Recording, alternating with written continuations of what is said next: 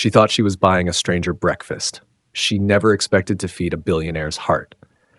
When Ellie Carter offers to cover a stranger's breakfast at her local cafe, she doesn't think twice.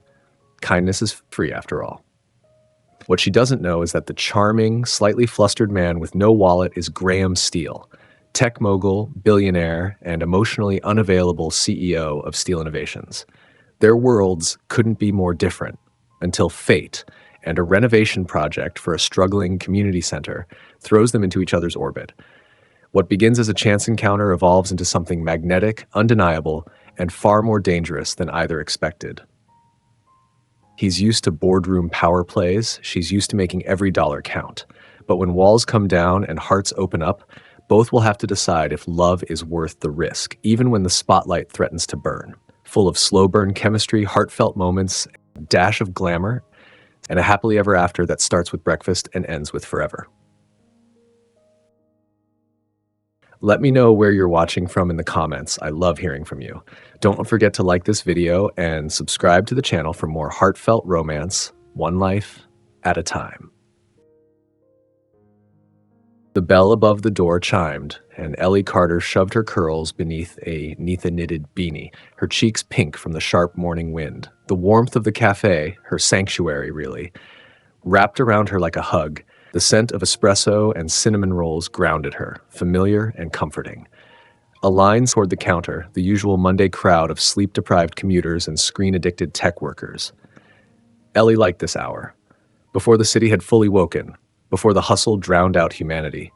She slid into line behind a man in a dark wool coat, tall, broad-shouldered. His posture was rigid, purposeful, like he was wired to maximize time. He didn't fidget with his phone or glance at the specials board, just stood there, still, silent. When it was his turn, the barista, Tasha, with her rainbow nails and infinite patience, smiled up at him. "What can I get started for you?" "Double espresso, black, and one of those." He gestured vaguely toward the glass case. "The cranberry scone. Coming right up, that'll be..." Tasha paused as the man reached for his coat pocket, then the other, his brow furrowed, hands patting down like he was checking for a missing passport. "I left my wallet," he muttered.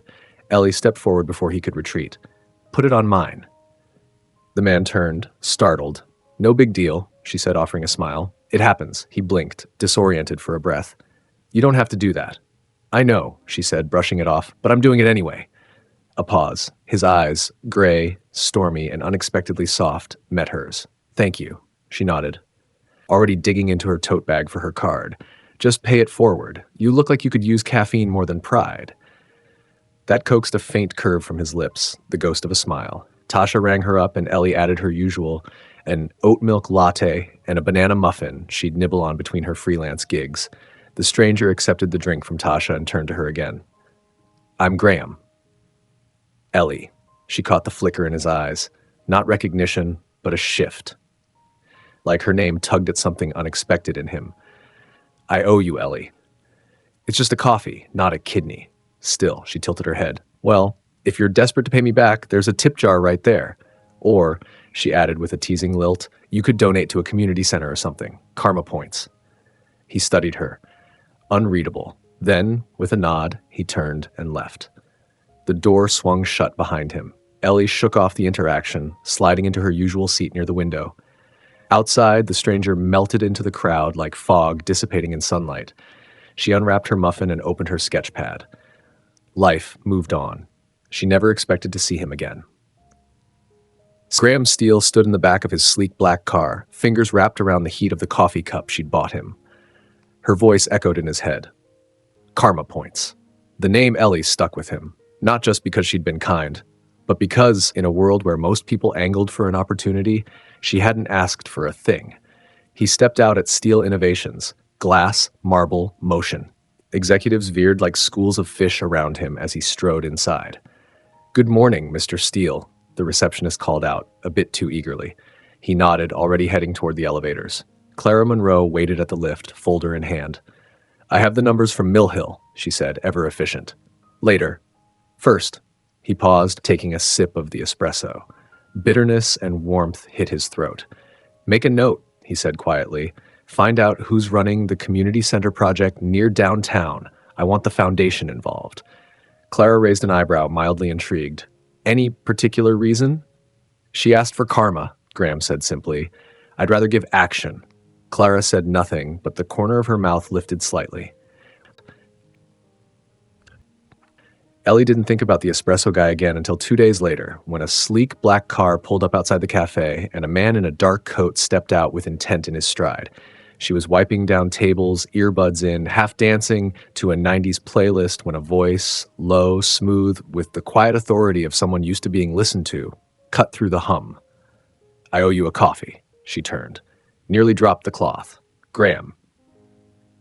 But today, he wasn't just the rumpled, flustered stranger from Monday. No, this Graham was curated. Tailored coat, polished shoes, the kind of man who walked like he had stakes in every building on the block. Ellie blinked. Didn't expect to see you again. He held out a flat white. I remembered the banana muffin too, figured it was a safe bet. You remembered my order? I'm thorough. She accepted the cup warily, heart twitching against her ribcage. Well, thank you. I meant to thank you properly, he said, gaze steady. Most people would have let me slink out, humiliated. I figured a guy who forgets his wallet before caffeine shouldn't be trusted with major decisions. A ghost of a smile crossed his lips. I get that a lot. She gestured toward the stool opposite hers. You here for more than a caffeine redemption arc? Actually, yes. He sat, posture straight but relaxed. No fidgeting. Stillness, like he carried storms under control. There's something I want your help with. Ellie blinked. You don't even know what I do. You're a barista, he said smoothly, and you sketch in your notebook between orders. You've got 3 pens in your bun and 1 behind your ear. You carry 2 phones, one old and cracked, probably personal, and a newer model for work. You also corrected the spacing on the cafe's flyer last week before you pinned it to the board. She stared. You're observant, she said slowly. You're talented, he countered, and I have a project I think you'd be perfect for. Her guard came up like a reflex. This the part where you tell me you're launching a pyramid scheme? No. He reached into his coat and handed her a business card. Thick matte black with silver lettering. Ellie read the name aloud. Steel Innovations. Graham Steele. Her hand froze. He watched her reaction but didn't gloat. Wait, like the Graham Steele? I've been told. She let out a dry, stunned laugh. You forgot your wallet? I don't carry one, he said, voice edged with wryness. Security risk, and I didn't expect to be paying for breakfast that day. My assistant was late. And the community center thing? Mill Hill? Yes. I'm working with them through our foundation. Ellie stared down at the card like it might combust. Then back at the man who'd let her buy him a muffin while wearing a coat that probably cost more than her rent. You're not here just for coffee, are you? No. His voice dropped a shade, serious now. We're rebranding the outreach arm of the company. New look, new feel, real connection with the community. I saw your work on the cafe's social board. I looked up your portfolio. You looked me up? He nodded. You freelance. You have an eye, and you're local. That matters for this. Her heart thudded. I'd like you to come in for a meeting, he said. No pressure. Just talk. What's the catch? No catch. Just a gut instinct. You're exactly the kind of perspective we need. She hesitated, caught between her usual self-protection and the slow-burning sense that something unusual was happening. Okay, she said finally. 1 meeting. No promises. He stood, smoothing his coat. That's all I ask. Ellie watched him walk away again, her coffee warming her palms. And for the first time in a long time, she wasn't sure if the heat in her chest was nerves or the slow ignition of something else entirely. Let me guess, Clara Monroe said, without looking up from her laptop as Graham walked into the executive suite. You went back to the coffee shop? He raised an eyebrow. You have a tracker on me now? I have eyes on your schedule and a sixth sense for when you're up to something uncharacteristically human. She agreed to a meeting. Clara paused, finally looking at him. The designer? She doesn't know she's won, yet. Clara studied him for a beat. You're not usually the one who handles outreach pitches personally. I know. Graham loosened his tie. This one's different. Clara leaned back. You're not catching feelings, are you? He didn't answer, just looked out the window, past the skyline. She didn't know who I was, he said quietly. She didn't care. And for a moment, I didn't have to be Steele. I was just a guy who forgot his wallet. Clara said nothing, but her expression softened. Let me know when the meeting's set. I'll make sure Leo's not in the room. His sarcasm isn't first meeting friendly. Graham nodded, still staring out at the city. Somewhere out there was a woman who didn't know she'd just turned his entire week sideways, with nothing but a muffin and a smile. Ellie walked into the airy, glass-wrapped offices of Steel Innovations, clutching a borrowed blazer and a folder of hastily printed mock-ups. Her boots clicked nervously on the sleek tile, feeling too loud, too casual, too her in a space that felt entirely foreign. The receptionist, a poised brunette with an earpiece and a mechanical smile, checked her in without a flicker of surprise. Mr. Steele is expecting you. 18th floor, first door on the left. Ellie stepped into the elevator and tried to ignore the way her stomach twisted with every upward jolt. When the doors opened, it was like walking into another world. Muted chrome, polished wood, and light that spilled from full-height windows. The kind of office you only saw in movies or magazines. The kind where the people inside wore suits tailored to their bones and moved like they owned the world. She spotted Graham instantly. He was standing by the windows, backlit by the city. No coat today, just a crisp button-down rolled at the forearms, sleeves taut against muscle, clean lines, effortless power. He turned as if he'd sensed her. "You made it," he said, stepping forward with a smile that didn't feel corporate. "I almost didn't." Ellie glanced around. "Place like this? I figured security would escort me out before I hit the elevator." Graham gestured to the chair across from his desk. "Come on, you've got more confidence than that." "I fake it well," she muttered, taking a seat. "I read your submission packet," he said, sliding a tablet toward her. "Clara compiled a short list of designers. You weren't on it. I added you." "Wait, Clara? Is she the no-nonsense brunette who looks like she could crush my student loans with a single glare?" "That would be her," he said with the faintest smile. "She's the best in the business, and completely terrifying." Ellie exhaled slowly, trying to steady her voice. "So what exactly is this project?" Graham leaned back, lacing his fingers loosely. "Mill Hill Community Center. We're renovating it, structurally, technologically, culturally. New energy, new face. It's one of our foundation's legacy sites." "Mill Hill?" Ellie sat straighter. "I used to go there as a kid. They gave free art classes, tutoring. It was safe, kind." His expression shifted. "You have a connection to it." "Yeah, I wouldn't be here without that place." There was a pause. Something flickered in his gaze. Approval, maybe, or understanding. "That's exactly why I want your voice in this," Graham said. "Not just someone who's good with color palettes, someone who knows what this place means." Ellie hesitated. "You're serious. Deadly." She reached into her folder, pulling out sketches she almost hadn't brought. "Okay, but if I show you these, you're not allowed to mock my amateur line work." "No promises." She slid the designs across the desk. A stylized sun rising over an open book, a collection of interlocking hands forming a digital tree, bold, playful fonts paired with warm tones, inviting, familiar, quietly proud. Graham's brow furrowed, but not with criticism. He studied each concept, fingers trailing the edge of one page. "You did these from scratch? Free time and too much coffee. I like this one," he said, tapping the digital tree. Ellie blinked. "You do? It's hopeful, strong, local." She shrugged, but a blush crept up her neck. "Guess that's what I was going for." He looked at her, not like a CEO evaluating a pitch, but like a man recognizing something rare. "You're hired." "Wait, what?" "This isn't a formality," he said. "This isn't about resumes and agencies. I want this to matter, and I think you'll make sure it does." Ellie opened her mouth, then closed it. "I thought this was just a meeting." "It was." He stood, offering his hand. "Now it's an offer." She looked at his hand like it was a trick, then slowly placed hers in his. Warm, steady, unshakable. "Okay," she whispered, "but I'll need half up front. My rent waits for no man. Not even billionaires." He grinned. Clara Monroe didn't look up from her laptop as Graham entered. "So, the barista designer made an impression." "She's got instincts," he replied, tossing a folder onto the table. "Better than half the firms we've contracted. She also got the job." Graham poured himself a drink from the corner bar. "Yes, and she's connected to Mill Hill." Clara finally looked up. "That's not why you chose her." "No," he admitted. "It's not." Clara gave him a long look, like she was filing something away for future review. "Just don't forget the lines between personal and professional, Graham." He didn't answer. "Just look down at Ellie's sketch again." the one with the interlocked hands, the rooted tree. She knows what it means to start with nothing, he said softly. That's something no design firm can replicate. Ellie Carter stood in front of the steel and glass doors of Steel Innovations again, clutching her tote bag like it might shield her from imposter syndrome.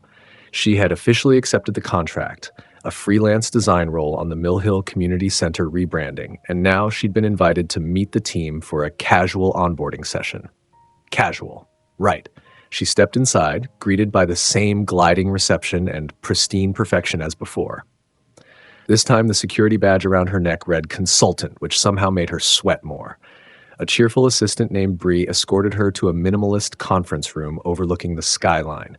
Inside were 3 people, a woman with high heels sharp enough to slice glass, a man in plaid with too much product in his hair, and Clara Monroe, who gave Ellie a glance that was unreadable but not unkind. Graham wasn't there. Good. Also, not good. Ellie Carter, right? Said the man with the hair, extending a hand. I'm Leo Chan, head of PR. We're excited to have fresh eyes on this project. Thanks, Ellie said, shaking his hand with a surprisingly firm grip.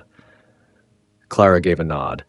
We've reviewed your initial concepts. Graham was right. You bring a grounded sense of warmth to the visuals. We need that, Ellie blinked. Graham saw them before you did? He fast-tracked them, Clara said simply. He tends to do that when he's made up his mind. Leo leaned forward. Let's talk tone. Our goal with Mill Hill is revitalization without erasure. That's a tough balance. Your job? Show hope and authenticity without sliding into cheesy nonprofit cliches. Ellie nodded slowly. It has to feel human. Not polished, not performative, like a place people want to belong to. Leo grinned. I like her already. Clara tapped her pen once. There are 2 timelines, internal and public-facing. You'll have access to design software, staging files, and branding guidelines, but you'll be the lead on logo evolution, digital assets, and signage. Ellie blinked. Lead? We believe in putting trust in the right people, Clara said. Ellie felt a rush of nerves and disbelief. She wasn't used to rooms like this, wasn't used to being the one holding the pen everyone was waiting for. Yet she wasn't drowning. Not yet. Okay, she said, then let's talk colors. Later that evening, Graham stood by the executive floor window, a whiskey glass in hand, watching the last light leave the city. Clara entered silently. She handled it, Clara said. I knew she would. She's not intimidated by us, Clara added, a flicker of amusement in her voice. She's grounded, but not naive. Graham turned. I wasn't hiring a pushover. No, Clara said, watching him carefully. You were hiring someone who reminds you what it feels like to start from zero. He didn't respond. Instead, he looked down at his phone. An email draft from earlier sat unsent. Ellie, you were brilliant today. Watching you hold that room, he deleted it. Ellie collapsed onto her secondhand couch, muffin crumbs on her leggings, her laptop still glowing with open design mock-ups. Javi, her younger foster brother, leaned in from the kitchenette with a raised brow. So, corporate Ellie now? Do I need to start calling you ma'am? She threw a cushion at him. Don't make me regret helping you with tuition. Too late. He grinned, then softened. Seriously, though, you okay? She paused. I'm more than okay, she said. I'm just waiting for the other shoe to drop. Javi walked over and ruffled her hair. Maybe, just this once, you're allowed to believe the ground isn't going to fall out from under you, she smiled. Maybe. But even as she closed her laptop, a flicker of unease danced in the back of her mind. She didn't know the rules in Graham Steele's world, and she wasn't sure yet whether he played fair. Ellie didn't expect her first one-on-one working session with Graham to be in a space that looked more like an art gallery than a tech headquarters. The private floor, his floor, was quieter than the rest of the building. Less polished, more personal. There were floor-to-ceiling bookshelves with titles ranging from economic theory to old-school science fiction, abstract paintings in muted tones, and a single grand piano in the corner, covered but clearly used. She hovered near the conference table, fingers brushing the edge. You can sit, Graham said, emerging from the kitchenette with 2 mugs. I don't make people stand when we're negotiating. She sat cautiously. This isn't a negotiation. It's just a project update. Everything's a negotiation. He set the mug in front of her. Tea, not coffee. She hadn't realized he remembered. So, he said, sitting across from her, "How's it going? You really want an answer, or are you doing the polite CEO thing?" "I'm terrible at polite CEO. Try me." She sighed. "It's a lot. The scope keeps shifting. PR wants one thing, legal wants another. Clara's nice but terrifying, and Leo's everywhere." "He means well," Graham offered. "Mostly." Ellie took a sip of tea, watching him. "You're different when it's just us." He tilted his head. "How so?" "Less guarded, less controlled." He smiled faintly. "That's because you're not trying to sell me anything." She raised a brow. "Says the man who's technically my client. Is that how you see it? A transaction?" "I see it for what it is," she said. "We're from different galaxies, Steele. I don't know your rules, but I know how power works." The smile dropped from his face. "And what do you think I'm doing here?" She leaned forward. "That's what I'm trying to figure out." Silence crackled between them. Then he reached for a file, pulled out her latest mock-ups. "These," he said, laying them out, "don't feel corporate. They feel lived in. That's exactly what Mill Hill needs." She stared. "I wasn't trying to impress anyone, just show what it felt like when I was a kid there. Safe, seen. That's what good design does. It reminds people what it feels like to matter." His voice had gone quieter, lower. And for a second, Ellie saw past the suits, the legacy, the magazine covers. She saw the man who sat alone in his office at night. "You ever go there?" she asked. "To Mill Hill?" He hesitated. "Once. Recently." "What did you think?" He paused, then said simply, "It reminded me why I started the foundation in the first place." Ellie looked at him, noticed the tension in his shoulders, the flicker of something unspoken behind his eyes. "You carry everything," she said, almost without thinking. "I can see it on your face." His gaze sharpened. "You're observant. I kind of have to be. Survival skill." They sat in silence for a beat too long. Then she leaned back. "Okay, let's talk terms." His brows lifted. "Terms? You said everything's a negotiation. So here's mine. I'll keep working on Mill Hill, full scope, full voice, but no red tape, no corporate speak, no generic mission statements. And in return, you stay out of the way," she said. "No suggestions that undo what I'm building." He leaned back, amused. "You're giving me orders now?" "I'm setting boundaries." He gave a low chuckle. "I like you." She arched a brow. "Not part of the terms." "Pity." He stood, walking to the windows again, the skyline glittering behind him. "Deal," he said. Ellie stood too, collecting her things. "You know, I don't trust people easily. I don't expect you to." She stopped at the door. "But I do trust the work, so don't screw it up." He smiled, slow and quiet. Later that night, Clara stood in the hallway outside the floor, tablet in hand. She watched Graham return to his desk, flip through Ellie's mock-ups again, slower this time. "You're breaking your own rules," she said. "She's different." Different doesn't always mean safe.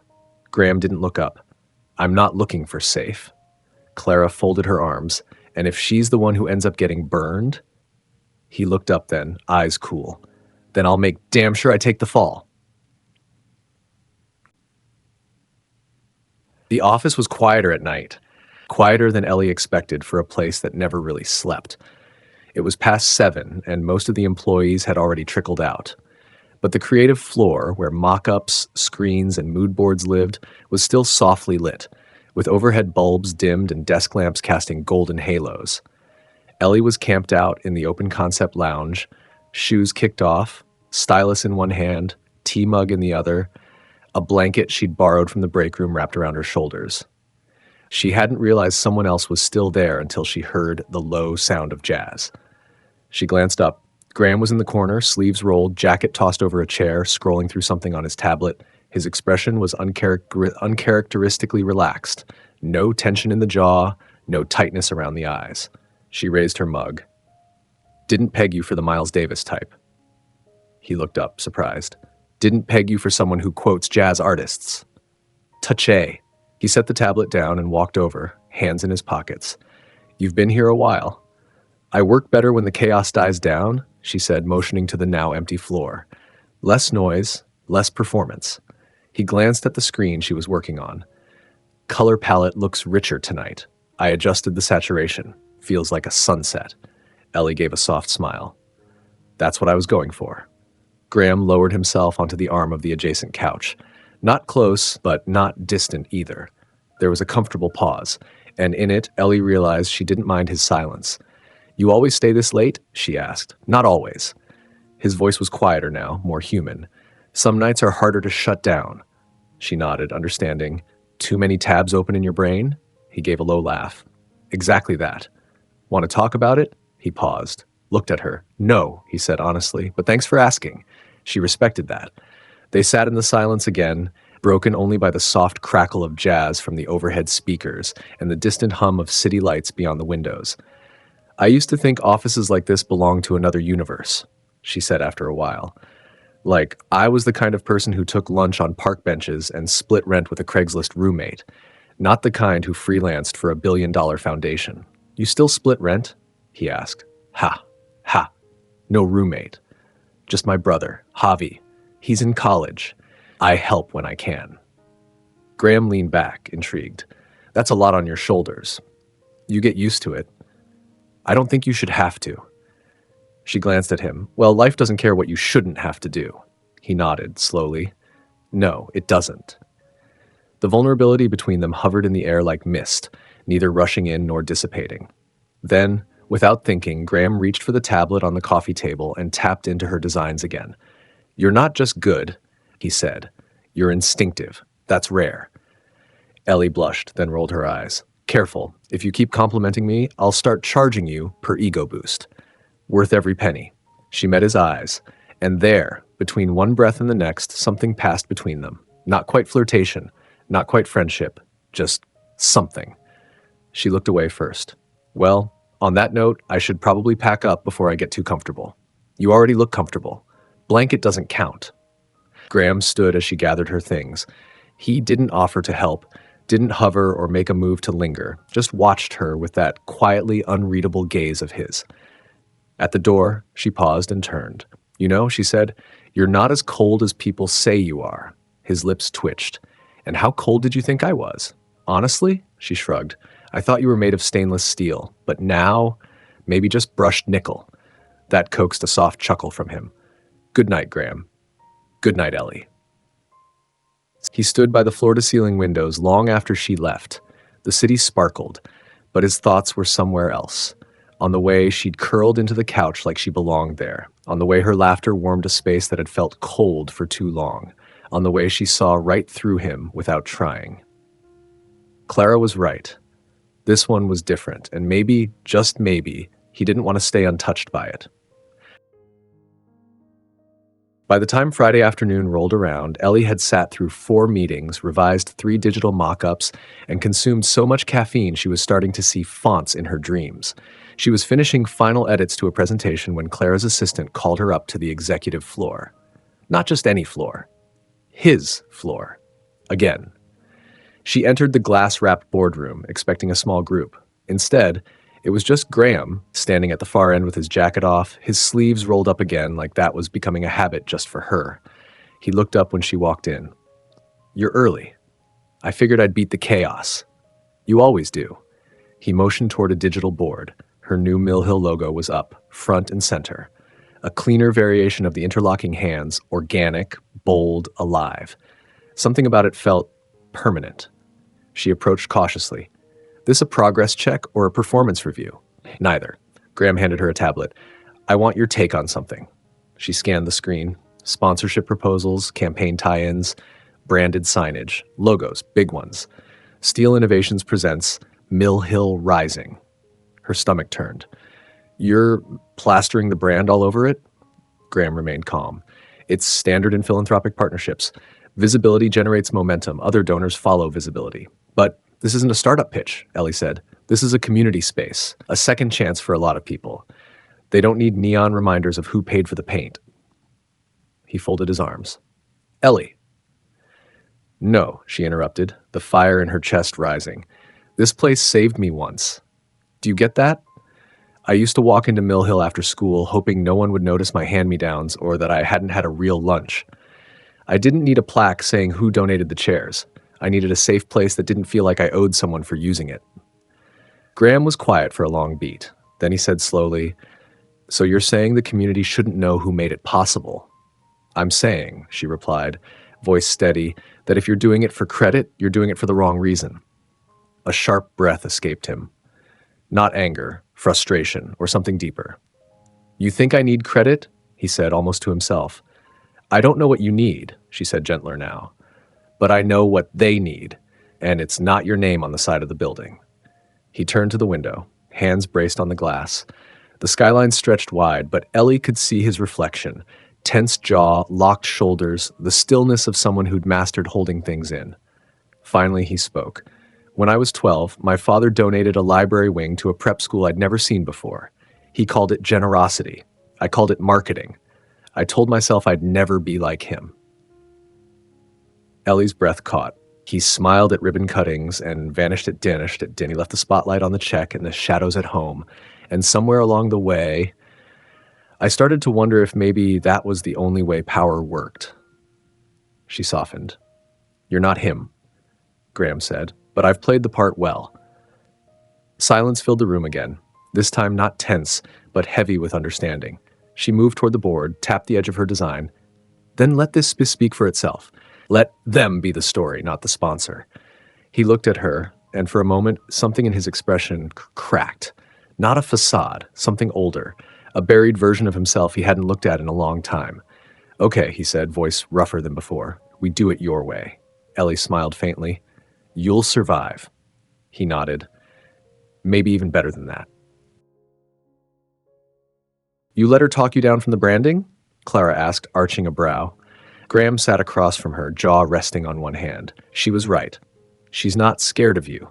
She doesn't worship me, or need something, or smile like I'm a ticket to somewhere else. Clara studied him for a long beat. She challenges you. She reminds me why I started this. Clara closed the folder in front of her. That's either going to make you a better man or get you destroyed. He stood slowly. Is it possible it does both? Ellie walked home with the kind of ache in her bones that came not from work, but from carrying weight that mattered. She should have felt exhausted. Instead, she felt lit up. He'd listened. He'd heard her.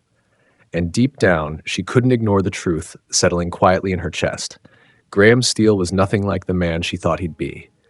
And that terrified her more than anything. Clara Monroe watched people for a living, not in the literal sense. She wasn't paid to surveil.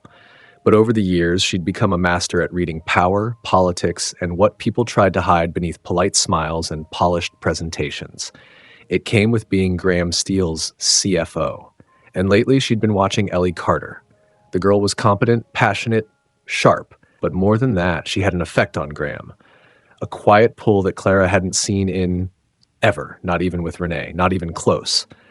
So when Graham stepped into her office that morning with a rare, easy expression, Clara was ready.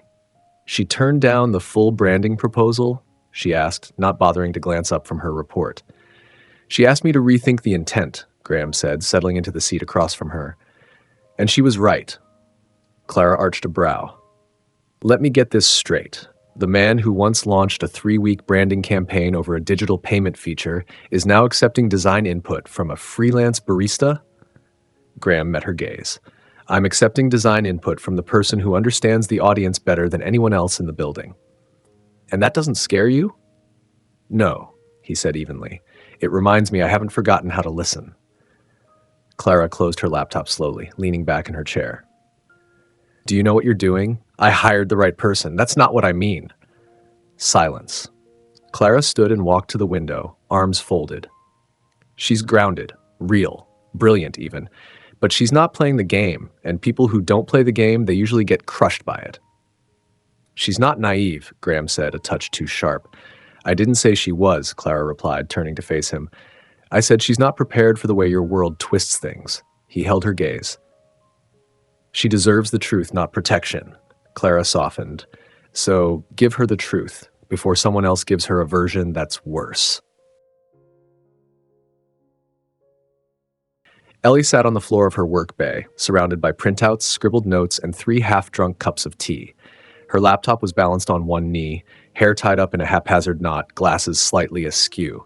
She looked like chaos, genius chaos. Leo Chan walked by, did a double take, and whistled. Carter. That's either the most glorious breakdown I've seen, or the birth of something incredible. Depends on how you feel about imperfect symmetry and the fight I'm having with font alignment, she muttered. He crouched beside her, peering at the latest version of the Mill Hill brochure. "Not bad," he said. "Actually, this is great." "Don't sound so shocked." Leo grinned. "Hey, I'm on your side. You're a hurricane wrapped in a hoodie, and I respect that." Ellie rolled her eyes but smiled. "Thanks, I think. You're meeting Graham again later, right?" "Yeah. Final review before the first press drop." Leo stood, brushing invisible lint from his designer jeans. "He's different around you, you know." Ellie blinked. "What?" "More human. Less CEO, more man. It's good. Confusing for everyone else, but good." She stared up at him, unsure what to do with that. "He's not the man the media makes him out to be," Leo added, serious now. "But he's not simple either. Just go in with your eyes open." Ellie nodded, unsure whether she appreciated the warning or wanted to ignore it. Graham was already waiting by the display wall when Ellie arrived, bathed in the golden hour light that made his office look less like a boardroom and more like a loft somewhere in Brooklyn. She laid her designs on the table without a word. He flipped through them slowly, thoroughly. No commentary, just a growing tension in the quiet. Finally, he looked up. "These are strong. You could build your own studio with this." "I'm not looking to build an empire." "You should," he said. "The world needs more creators who care." She looked at him for a long moment. "You surprise me," she said finally. He raised a brow. "How so?" "You don't do the power posturing I expected." He smiled faintly. "That's because I save it for people who care more about power than progress." Ellie stepped closer. "And what do you care about?" That silence stretched again, not awkward, heavy, loaded. He broke it with a low, honest reply. "Right now, this, what we're building." And for the first time, Ellie let herself consider the possibility that what they were building might be more than just a campaign. From the hallway, Clara paused, not close enough to eavesdrop. She wouldn't stoop to that. But close enough to see the way Ellie stood across from Graham. Close enough to see the soft edges he only ever revealed when he forgot to guard himself. She closed her eyes briefly. This wasn't a project anymore. This was a fault line. And she had no idea what would crack first. The foundation, or them.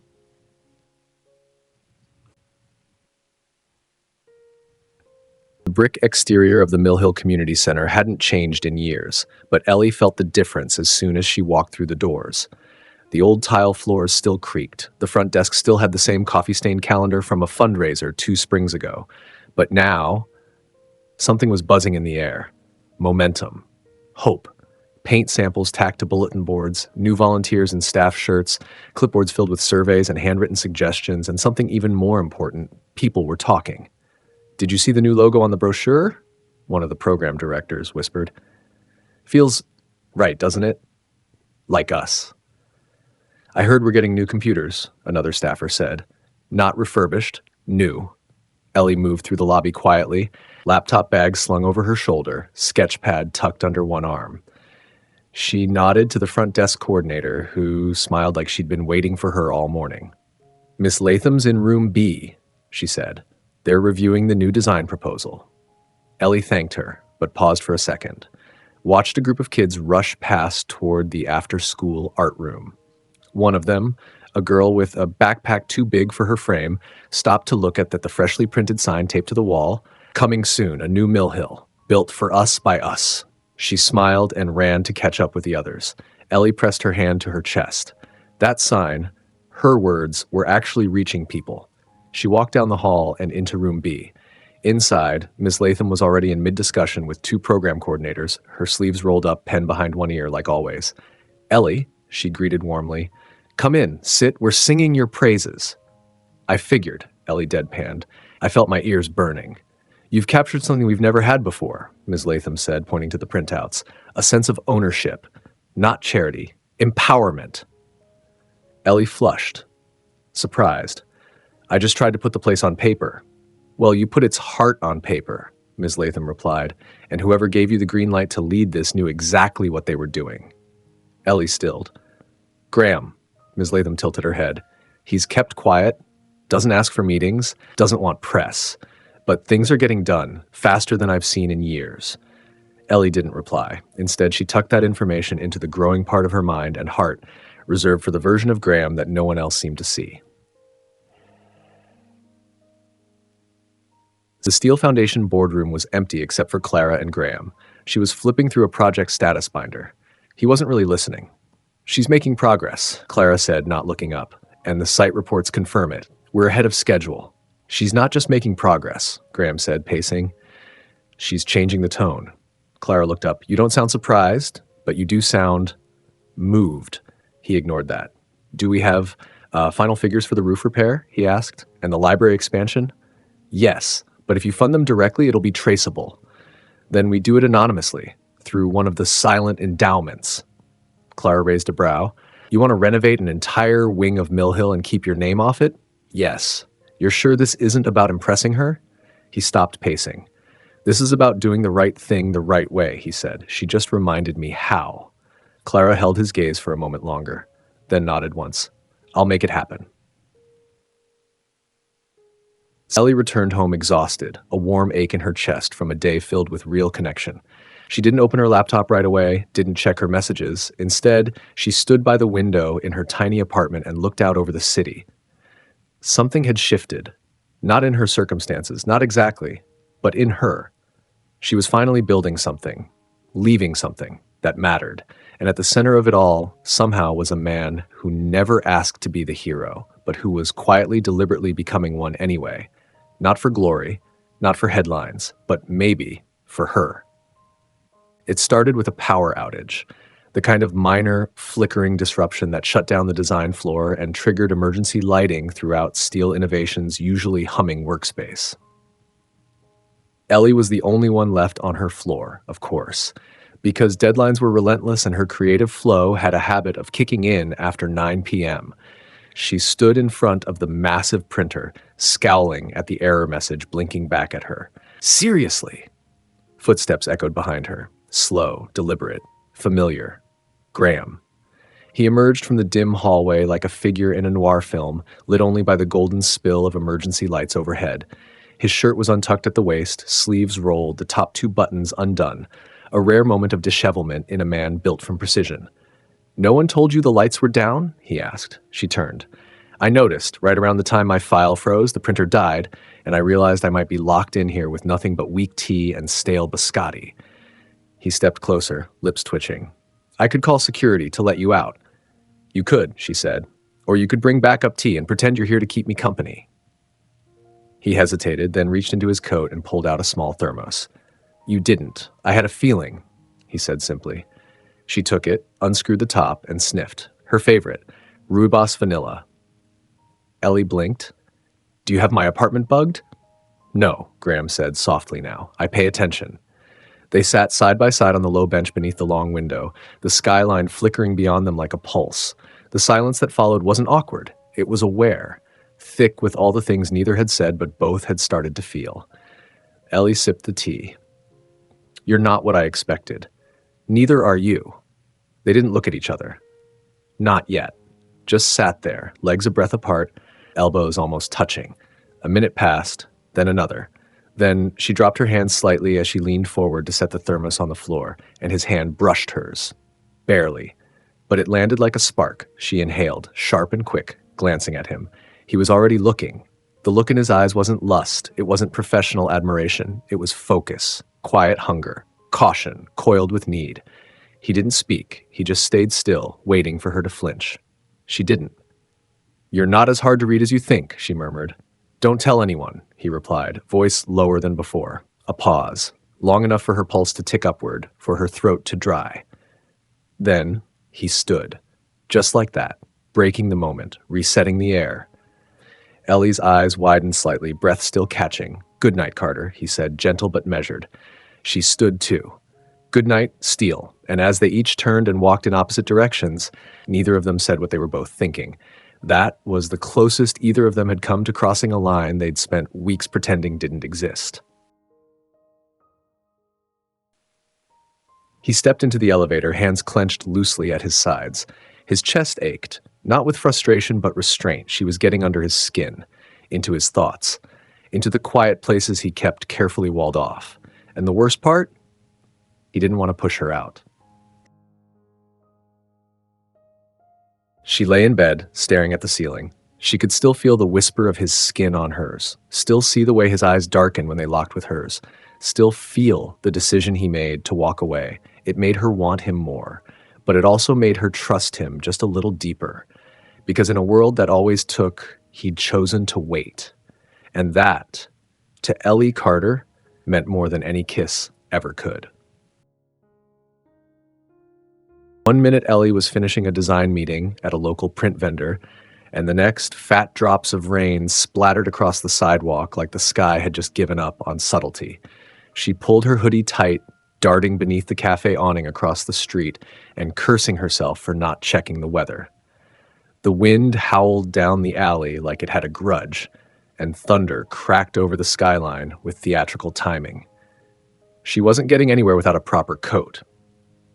Typical, she muttered, watching the rain sheet sideways. Of course. And then, like something out of a scene she'd never admit to fantasizing about, Graham appeared at the curb. Black car, dark coat, hair damp from the wind, swept back in disarray. He stepped out, handed something to his driver, and spotted her instantly. Ellie blinked. You've got to stop showing up like that. It's disorienting. You look like you're trying to outrun the sky, he said, crossing the sidewalk. Need a ride? I'm fine, she said automatically. He didn't flinch, just extended a large black umbrella. Then let me make you slightly less fine and mildly dry. She hesitated, then stepped under it. They walked together, side by side, toward the car, close but not touching. The rain thudded against the umbrella like applause. The moment the door closed behind her, she exhaled. Thank you, she said softly. No problem. They sat in silence as the driver pulled into traffic. Ellie glanced at him. How did you know where I was? I didn't, Graham said. I had a meeting 2 blocks away. Saw you on the corner. Of course you did, she muttered. You just materialize in thunder and silk-lined coats. He turned to her. I can leave the coats out if it helps. She smirked, but the quiet between them settled deeper. Graham shifted slightly, his voice lower. I never asked. Where you learned design? Was it school? Ellie shook her head. I couldn't afford college, not right away at least. I worked, practiced, watched tutorials, took free workshops at the library, and Mill Hill. He nodded, quiet, self-made. Isn't everyone? No, he said. Most just repackage their luck. Ellie studied him. What about you? I had resources, and I had damage. Both will push you far if you let them. There it was again, that quiet ache behind his composure. She didn't press. Instead, she turned to the window. Rain like this always makes me remember my first foster home. He glanced over. There was a leaky roof, she said. I used to lie awake and listen to it hit the bucket beside my bed. It was annoying, but weirdly comforting. Like at least something in the world was steady. Graham was silent for a moment.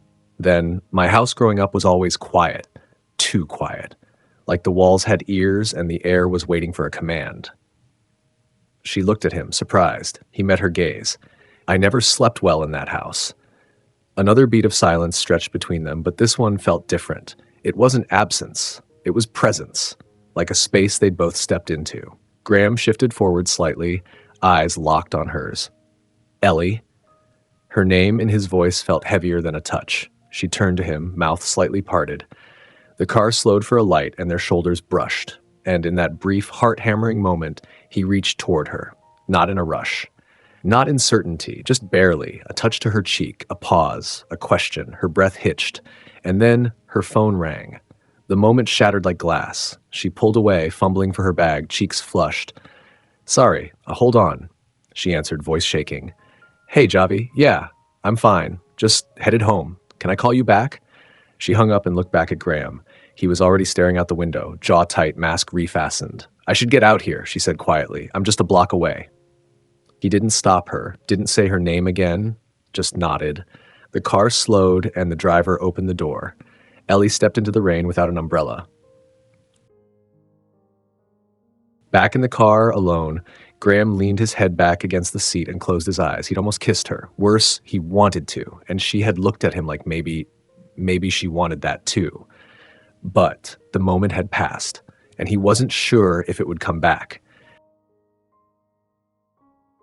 She stood under a hot shower, letting the water scald away the chill, but her skin still tingled where his fingers had almost touched. She hadn't expected it, how much she wanted him to. How much of her was still humming with the not quite. She dried off, wrapped herself in her oldest hoodie, and stared at the steamy mirror. Her reflection stared back, wide-eyed. "Don't do this," she whispered to herself. But her chest whispered back, "You already are." The storm had passed, but the silence between them lingered. It had been 2 days since the car ride, 2 days since the almost kiss, the rain-soaked moment, the phone call that cut a fuse before it could ignite. Ellie hadn't texted, Graham hadn't called, but when she got an unexpected invite to review Mill Hill's interior staging renderings on site, not at Steel HQ, she said yes before she had time to second-guess it. She arrived at the half-renovated community center to find Graham already there. No coat, no entourage, just him, standing in the middle of what used to be the old reading room, sleeves rolled again, eyes scanning blueprints spread across a folding table. "You came," he said quietly, as if he hadn't been sure. "I said I would." He nodded once. "Thanks." Ellie stepped further in, the soles of her boots scuffing against old tile. The room smelled like dust and drywall and the faintest trace of childhood memories. "This place feels different already," she said. He looked around. "It should. The roof's fixed, the structural work passed inspection, and there's wiring for new tech labs going in next week." "Impressive." "No," he replied, glancing at her. "Necessary." There was a pause, and then Graham folded his arms, gaze still on the blueprint, voice softer now. "I used to think throwing money at things fixed them." Ellie looked at him. He wasn't posturing. He was opening. "My father believed in appearances," he continued. "He thought if something looked good, that was enough. He'd donate buildings, host galas, slap our name on everything. But inside," he gave a dry laugh, "our house was hollow, cold. My mother stayed long enough to fulfill a contract, then left. He never let me forget it." Ellie leaned on the opposite side of the table, her voice low. "So you built the opposite?" "I tried," he said. "But when you grow up watching control passed off as love, you start doing the same without meaning to." She didn't speak, just let the silence hold what his words had unpacked. Graham finally looked at her. "I didn't want to be the man who fixed people by funding things. I wanted to matter beyond the checkbook." "You do," she said softly. He held her gaze. For once, he didn't deflect, didn't diffuse with sarcasm, just nodded. "I don't tell many people that," he said. Ellie smiled. "I'm not many people." He laughed under his breath. "That's what scares me." She walked around the table, slow, deliberate, close enough that he could see the flecks of gold in her eyes. "What scares you," she said gently, "isn't me. It's that you're starting to want something that isn't calculated." He didn't answer, didn't have to. It was written in the way his hand hovered near hers without touching, in the way his breath hitched when she stepped just a little closer, but she didn't lean in, didn't push. She let the moment hang, intimate, fragile, sacred, and then stepped back. "I should finish reviewing the renders," she said, her voice steady. Graham watched her go, every muscle in his body resisting the urge to follow. She stepped into the cool afternoon light, heart still pounding. She hadn't kissed him. He hadn't kissed her. But they'd just exchanged something deeper than either of those things. Truth. Not curated, not branded, just real. And in Ellie's world, that meant more than any grand gesture ever could. He stood alone now, silence pressing against the walls. For years, he'd curated every relationship, calculated the weight of every connection. But with Ellie, he was starting to forget the formula, and for the first time in his adult life, he wasn't sure if that made him weaker, or finally, free. The lobby of Steel Innovations buzzed more than usual that morning. Clara noticed it before she even reached the glass elevators. Assistants whispering behind tablet screens, interns hovering near the front desk longer than necessary. A kind of electric tension usually reserved for product launches or PR disasters. When she stepped into the executive suite, Leo was already waiting in her office, phone in hand and an amused smirk on his face. "She's back," he said simply. Clara didn't need to ask who, she already knew. Ellie sipped her latte and refreshed her inbox again. The new Mill Hill press kits were scheduled to drop that afternoon, and she wanted to make sure the digital rollout looked flawless. A ping. Subject, Steel Innovations Media Alert. From press@luxdaily.com. She almost deleted it without reading. But then she saw the headline, "Tech Titan Graham Steele reunites with socialite ex-fiancé at Charity Gala Preview." Her stomach turned. She clicked. There it was, a photo. New, glossy, perfectly lit. Graham in a charcoal suit, standing beside a woman with cascading blonde curls and a red dress tailored to lethal perfection. Renee Walker, smiling for the cameras, her hand on his arm like she'd never left. The article was vague. Sources close to the pair suggest a reconciliation may be in motion. Another quote, "They still share deep history and mutual admiration," a guest at the event noted. Graham hadn't commented, but he hadn't denied it either. Ellie set the phone down. The cafe blurred for a moment, then she stood, shoved her tablet into her bag, and walked out. Graham was reviewing final renderings when Clara knocked once and entered. "She's here," Clara said calmly. He didn't look up. "Ellie? Ellie? No. Her." That got his attention. He looked up sharply. "Why?" Clara lifted a brow. "Because press feeds off drama, and Renee's always known how to stir it." He exhaled slowly. "Schedule her for 5 minutes. She's already in the lobby." He paused, jaw tight. "Then send her in." Clara didn't move. "She's not just here for nostalgia, Graham. She's here for attention, and she knows exactly how to get it." He gave her a long look. "I'll handle it." Clara turned to leave. But as she opened the door, she added, "Ellie's not built for these games." And then she was gone. Renee glided in like she belonged. Same effortless confidence, same curated warmth. She wore success like perfume, visible, heady, and expensive. "Graham," she said, her voice smooth, "you look familiar." He didn't smile. "You look calculated. Always did love your dry wit." He didn't offer her a seat. She sat anyway. "So," she said, crossing one leg over the other, "we should talk about optics, about us, about Mill Hill. You were never involved with Mill Hill." "But I am now," she replied, tapping her phone. "I just pledged 25 grand. Didn't even need to dust off the checkbook." Graham stared at her. "What do you want, Renee?" She leaned forward. "You, or more accurately, the version of you the public still wants to see. Which is the billionaire who made headlines with his brilliant, beautiful partner at his side. The power couple everyone loved to watch." Graham said nothing. Renee smiled. "You know what they say, every empire needs its queen. You abdicated that throne. And yet, here I am," she said, standing, "just in time to make sure your little community project doesn't become too messy." He stepped closer. "Leave Ellie out of this." Renee tilted her head. "I haven't said her name. You did."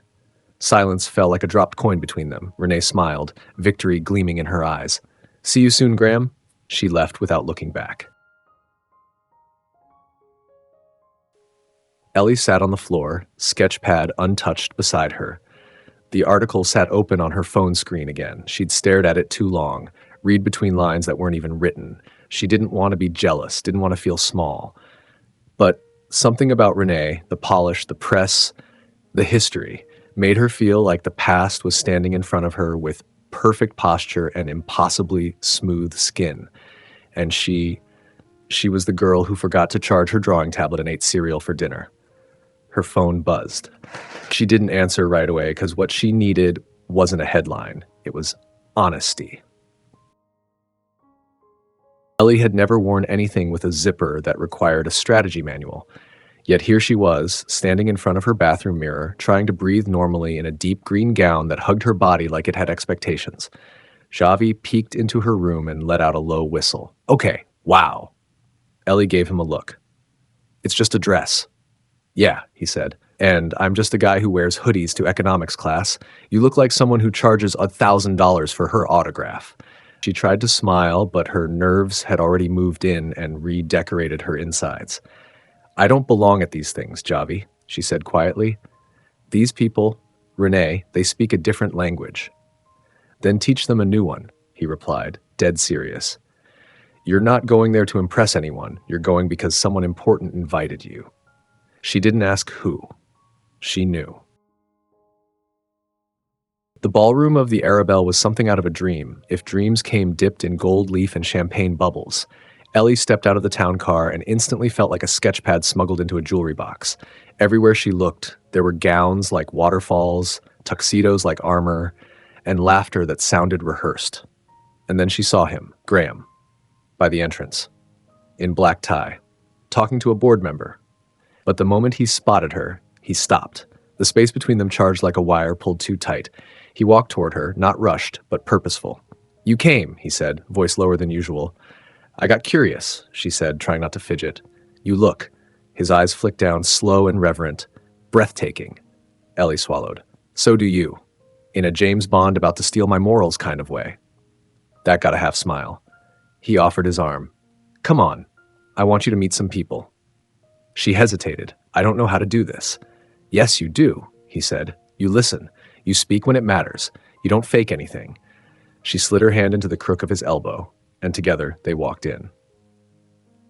Ellie smiled when she was supposed to, nodded through talk of digital expansion strategies and economic forecasts, sipped champagne that tasted like it had a trust fund, but the whole time she could feel it. Eyes, whispers, and across the room, Renee. Hair flawless, dress lethal, eyes locked on them like a sniper. Ellie tried not to care, but when Renee approached, her smile sharp as ever, it became impossible. "Well, well," she purred. "You must be Ellie." Ellie turned slowly. "And you're the ghost of Christmas PR?" Renee's eyes glittered. "I just wanted to meet the woman responsible for Mill Hill's lovely new look. Your work is surprisingly effective." Ellie tilted her head. "You say that like it's a bad thing." Renee leaned closer, all perfume and purpose. "Just remember, this world can be kind, but it rarely forgets its pecking order." Before Ellie could respond, Graham appeared at her side, gaze locked on Renee. "That's enough." Renee stepped back with a laugh, raising her glass. "Touchy." She vanished into the crowd. Graham turned to Ellie. "I'm sorry." "Don't be," she said, steady now. "She's not the one I'm here for." They stood there, alone in a room full of noise, and Graham reached for her hand, not possessively, but anchoringly. "I don't want a power couple," he said. "I want someone who grounds me when everything else is performance." Ellie looked up at him, heart thudding, then stopped performing. His lips parted like he might say something real. But then the lights dimmed and the host's voice boomed through the sound system, pulling them apart. The moment was gone. But the crack it had made in them both, that stayed. Clara watched it all from above, the body language, the looks, the friction and fire. And for the first time, she wondered if this wouldn't just end in heartache, but in actual change for both of them. The next morning, Ellie wanted nothing more than to vanish into a pile of oversized hoodies and avoid every headline in existence. But life and coffee waited for no woman. Her phone buzzed before she even left her apartment. New message. "You're trending. Classy move with the green dress. Not so classy? Page 6's Power Triangle headline. Call me if you want context." She didn't. She already knew what she'd find. Still, the temptation won. She clicked the link. Graham Steele caught between past and present at Charity Gala, Renee Walker's dazzling return sparks firestorm. The picture hit harder than she expected. Renee, glowing. Graham caught mid-turn. Ellie off to the side. Cropped, half-blurred, almost accidental, like she didn't quite belong in the frame. And that's what hit her hardest. Graham's office was unusually still. He stood by the window while reading the same headline Ellie had. His jaw was tight, his phone already filled with messages from board members, PR advisors, and a particularly smug message from Renee herself. "Media loves nostalgia. Some things age well, don't they?" He deleted it, then looked up to find Clara already in his doorway. "She's not answering her phone," she said without preamble. "I didn't expect her to." "You need to fix this," Graham exhaled. "I didn't invite Renee. I didn't pose. That moment doesn't matter," Clara interrupted. "What matters is how it looks. And right now, it looks like Ellie was background noise to your public life." He turned sharply. "She's anything but background." "Then prove it," Clara said, calm but firm, "because if you don't, someone else will convince her otherwise."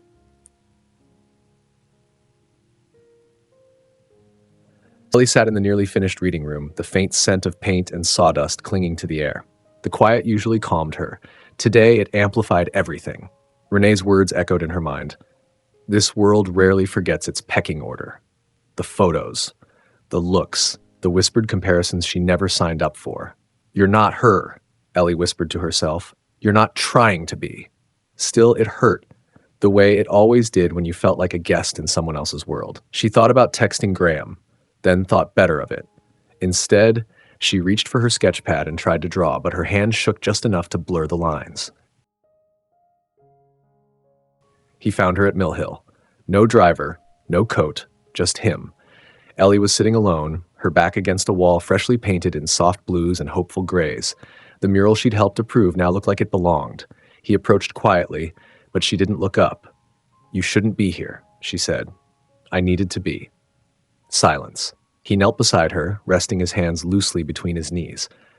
"The press will always take their shot," he said, "but I won't let them rewrite the truth." "Then what is the truth?" she asked, finally turning to him. "That she still has a claim on you? That this was never more than a project?" He flinched. "Ellie, I was the after in a before and after story no one asked me to be in." "You were the one who reminded me who I was supposed to be," he said, voice low. "Not the version with cameras and brand deals. This version. The one who shows up for the right reasons." Her eyes shone now, but she blinked the tears away. "I didn't need a grand gesture," she whispered. "I just needed not to feel like a footnote." "You're not." He reached out gently, like asking permission, and this time she let him touch her hand. The smallest contact, but it held everything unspoken. "I'm sorry," he said, "not for what you saw, but for what I didn't say sooner." She stared at him, unsure whether to believe him or how not to. And in that breathless quiet, her voice barely rose above the hum of the city. "Don't make me disappear for your comfort." "I couldn't," he said, "not even if I tried." Renee scrolled through the gala footage again, wine glass in hand. Her smile faded slightly when she hit pause on a frame, Ellie looking up at Graham with absolute, unguarded honesty. For the first time in years, she felt unsure. Because Graham didn't look like a man caught between two women. He looked like a man who had already chosen. Ellie didn't expect him to show up, especially not on a Tuesday, especially not unannounced. She was helping Javi restock bookshelves in Mill Hill's rebuilt reading room when she turned and saw Graham Steele standing in the doorway, sleeves rolled, no assistant in sight, and a box of donated supplies in his hands. "Am I late?" he asked, voice carrying across the quiet room. Javi blinked. That's the guy, right?" Ellie sighed. "That's definitely the guy." Graham stepped in carefully, taking in the painted walls, the mural they'd finished last week, the laughter of kids down the hall. He wasn't wearing his usual polished expression. He looked curious, almost reverent. She met him halfway. "What are you doing here?" "I wanted to see the place," he said. "Not the version in proposals, the real one." "You could have called." "I thought showing up meant more." Ellie crossed her arms. "You're not here to prove something, are you?" "No," he said. "I'm here to learn something." That stopped her. He looked around again, eyes landing on the bulletin board where hand-drawn thank you notes had already started to pile up. "I've been in charge of this renovation for months," he said, "and I just realized I've never once walked through without a press team or a blueprint." Ellie softened. "It's different when you see what you're changing." He nodded. "It's heavier, but better." She tilted her head. "Come on, you want the real tour? You'll need to roll up your sleeves." He looked down at his already rolled sleeves. "Way ahead of you." Ellie led him through the music room, the tutoring center, the shared kitchen where Miss Latham was teaching a cooking class. He met volunteers, shook hands with staff who didn't fawn or flatter, just thanked him with quiet sincerity. They ended the tour in the old auditorium, now cleaned and painted, ready for a community showcase next month. She watched him stand center stage, looking out at the empty folding chairs. "This is where I learned to speak in front of people," she said. "I gave a speech at 13 about why we needed art programs. I was terrified." "Did they listen?" "Some of them," she said. "Enough." He turned to her, voice low. "You've been leading longer than I have?" She shook her head. "I just wanted to help the next kid feel like they belonged." He stepped closer. "And that's what you've done for me." The words hit harder than she expected. "Graham, I mean it," he said. "You didn't see me as a project or a paycheck. You called me out, stood your ground. You've done more in a few months than I have in years of writing checks." Ellie felt her breath catch. He wasn't just complimenting her work, he was seeing her, fully. She didn't know what to say, so she didn't. She just stepped forward and stood beside him on that tiny, scuffed stage, and together they looked out at rows of empty chairs, filled with possibility. They walked side by side down the sidewalk. Ellie stopped at a street vendor, bought 2 ice cream cones without asking his preference. When she handed him one, he blinked. Vanilla? It's basic, she said, licking her cone, but dependable. He took a bite, considered it. Not bad, she smirked. You thought you were going to hate it, didn't you? Ah, I've been wrong before. They sat on a bench near the basketball court, watching a group of teens shoot hoops, yelling over each other like it was the championship game. This is where life happens, Ellie said. Not in ballrooms or boardrooms. Graham turned to her. That's why I wanted to be here. She glanced at him. What are you looking for, Graham? He didn't answer right away. Then, quietly, honestly, something real. Something that doesn't vanish when the cameras stop. She nodded, and this time when their hands brushed, neither of them pulled away. He sat in the back of the town car, still tasting vanilla on his tongue, still hearing her laugh in his head. He'd walked through a world that was hers, and instead of feeling out of place, he felt invited. Not because of his name, but because of who he was when he wasn't hiding behind it. And that terrified him more than anything. Because for the first time in a long time, he wanted to belong. Not just to her, but to this. The night pressed in around them like a warm secret. Ellie didn't remember the car ride home. Not really. She remembered the way Graham held her hand the whole way back. The quiet between them that didn't need filling. The feeling that for once, no one else in the world existed except the two of them. By the time they reached her building, the air was cool, the city humming softly beneath the stars. I'll walk you up, he said, already reaching for the car door. She nodded. They climbed the steps in silence. Her key trembled slightly as she turned it. Her apartment was clean, mostly. Lived in. Real. She stepped inside and he followed without hesitation. For a moment, she just stood there. Then, you want tea? She asked. He stepped closer. No. Her breath caught. She turned toward him, and the look in his eyes erased every half measure they'd clung to. There were no more polite hesitations, no more rooms to escape into. Only this. Only now. His hands were at her waist before she could speak, his mouth on hers a heartbeat later. Hungry, reverent, anchored by every slow-burning moment they hadn't acted on until now. She pulled him in like a lifeline, fingers tangled in his shirt, heart pounding like it had waited for this. Exactly this. They moved together without thinking, through the living room, down the hallway, into her room, shedding layers and doubts as they went. No words, just need. And beneath it all, trust. Ellie lay curled beneath the sheets, skin still humming, heart still raw. Graham was next to her, arm beneath her head, hand tracing lazy patterns along her back. She didn't speak, didn't have to. Because when someone touches you without armor, when someone sees you without asking for anything in return, you feel it like truth, like gravity. She finally whispered, "That wasn't part of the plan." His voice was quiet. "I know." She turned to look at him. "What happens now?" He stared up at the ceiling. "I don't know." There was no arrogance in it, just honesty, and that somehow was scarier than any lie. He couldn't sleep, not because he regretted it, but because it meant something, more than he'd expected, more than he knew how to control. Ellie was curled against him, completely at ease, and it shook him. Because now there was risk, now there was something to lose. And Graham Steele had spent most of his adult life building walls to prevent that exact feeling. But the truth was now lying in bed beside him, and he couldn't look away. She woke before the sun, wrapped in warm sheets, his scent still on her skin, her heart in a place it hadn't been in years, unguarded. She looked over her shoulder. Graham was still there, and that, more than anything, made her afraid. Because falling for him wasn't just a possibility anymore. It was a free fall, and she wasn't sure what waited at the bottom. The world broke before breakfast. Ellie was brushing her teeth when Javi knocked on the bathroom door with more urgency than usual. "Ellie?" She opened the door with foam still on her lips. "What?" He held up his phone, face pale. "You need to see this." It took one glance at the screen. Her stomach dropped. A grainy but unmistakable photo. Her and Graham. Through her apartment window, his shirt off. Her silhouette barely covered by the curtain. Not explicit, no, but intimate. Unmistakably them. The headline beneath it made it worse. Graham Steele's secret girl next door, CEO's overnight stay exposed. The article was worse than the image.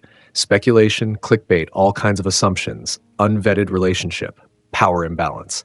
Did the billionaire break company policy for a romance? Ellie backed away from the phone like it was on fire. Ellie, Xavi began.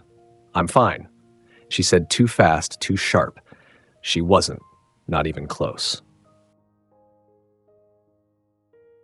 Graham walked into the building, his phone already blowing up with calls from board members, PR agents, and legal.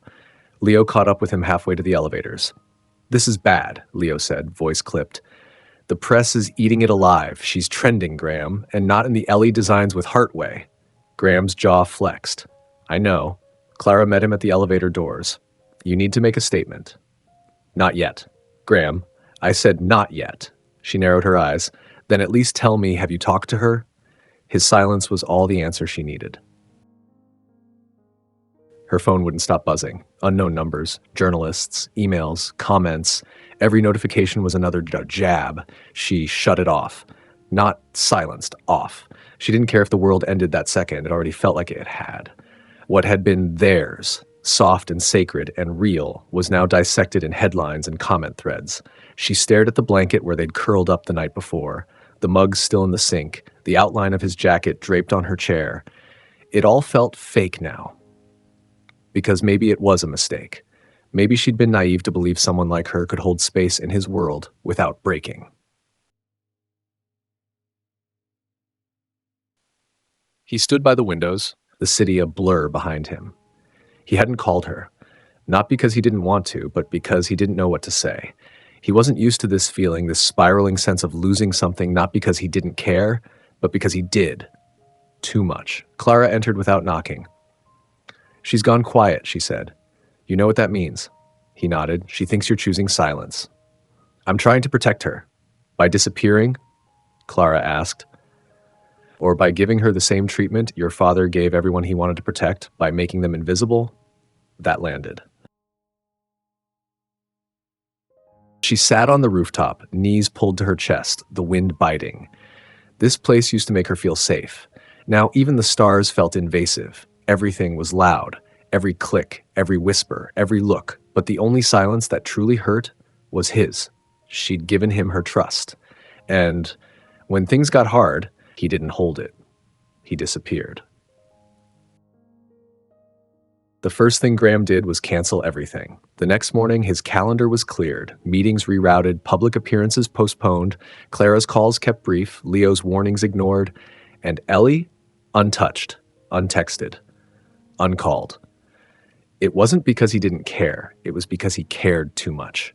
If the press could reduce her to a punchline in a 24-hour scandal cycle, what would happen when they really came for her?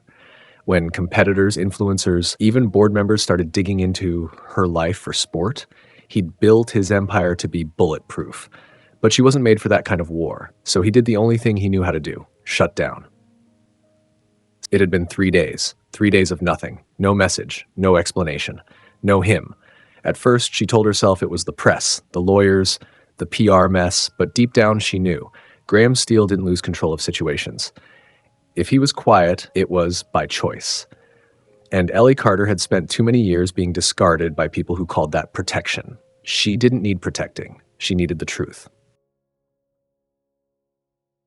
Ellie walked into the lobby without an appointment, without a pass, without backup.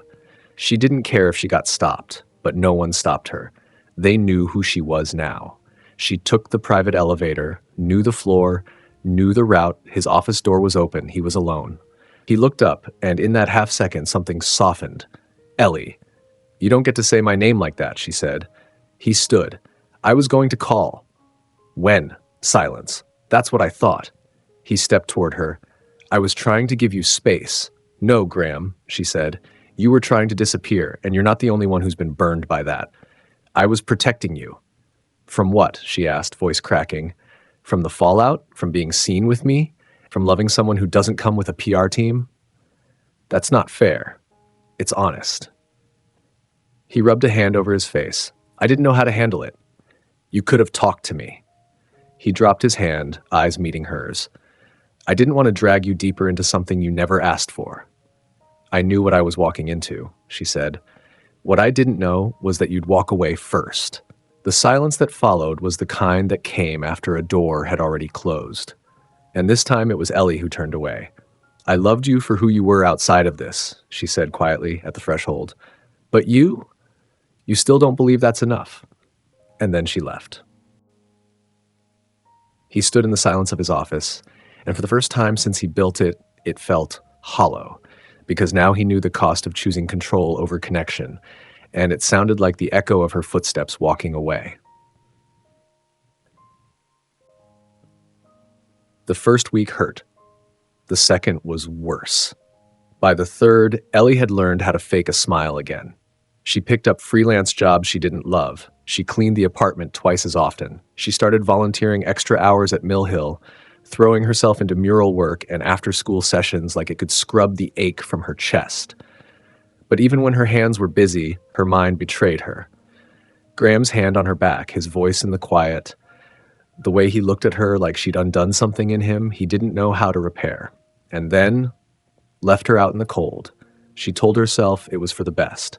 But her sketchpad told a different story, page after page of things she couldn't say out loud.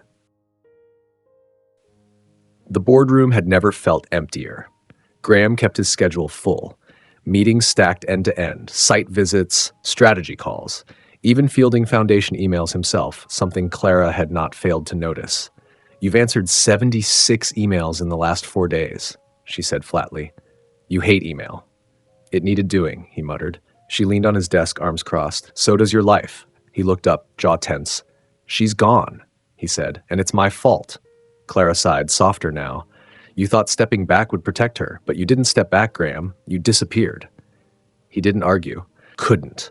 Instead, he stared at the tablet in front of him where updated photos of the Mill Hill renovations were loading. Ellie's touch was in every one. He traced the image of the new mural, her mural, without touching the screen. She brought it to life, he said. Clara watched him for a moment. Then maybe it's time to stop building walls, she said, and figure out how to rebuild what matters. The mural was nearly finished, a tree with intertwining branches, each root hand-painted by a different child, each leaf inscribed with a word chosen by someone in the community. Belonging. Growth. Safe. Enough. She stood in front of it with a paintbrush dangling from her fingers, heart twisting. One word had been painted in small, quiet script right in the center of the trunk. Hope. She hadn't painted it. She didn't know who had, but she knew what it meant. She missed him. Still. Even after everything. He stood in the middle of his living room, surrounded by things that had once meant something. Awards. Features. Proof of a man who'd succeeded on every front but one. Connection. He pulled open a drawer and found it, a folded piece of sketch paper. A scribble Ellie had left on his desk after a design meeting, a rough sketch of the Mill Hill logo, drawn in pen, imperfect but alive. He stared at it for a long time. Then picked up his phone. Not to text her, not yet, but to open a draft.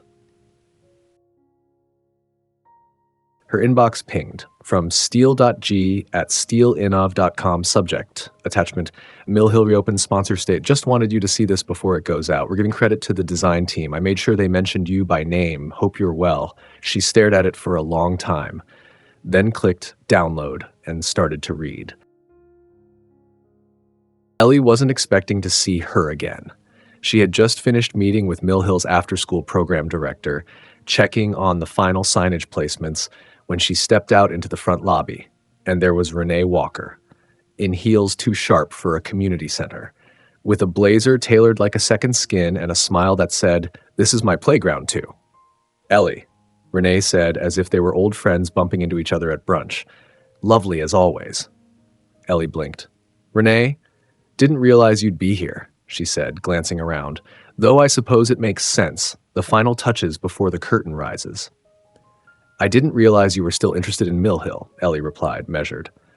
"Oh, I'm not," Renee said. "Not really. I just thought it would be poetic to see how far Graham's generosity has stretched lately." There was something in her tone, polished, precise, and just a bit poisonous. "I'm surprised you're still involved," Renee added, "given everything." Ellie stiffened. "Given what?" Renee smiled like she'd just won something. It's not easy, being seen through someone else's lens, especially when that someone has a whole machine behind him. Ellie folded her arms. "I don't need a machine." "No," Renee said, "but you do need to understand how it works." She stepped closer. Men like Graham don't break patterns easily, she said softly. They shift for a moment, adjust for novelty. But when things get real, when the world pushes back, they revert, and they always return to the place where they have control. Ellie swallowed. You're saying he'll come back to you? Renee tilted her head. No. I'm saying he'll go back to being who he was, and that doesn't leave much room for someone who doesn't play the game.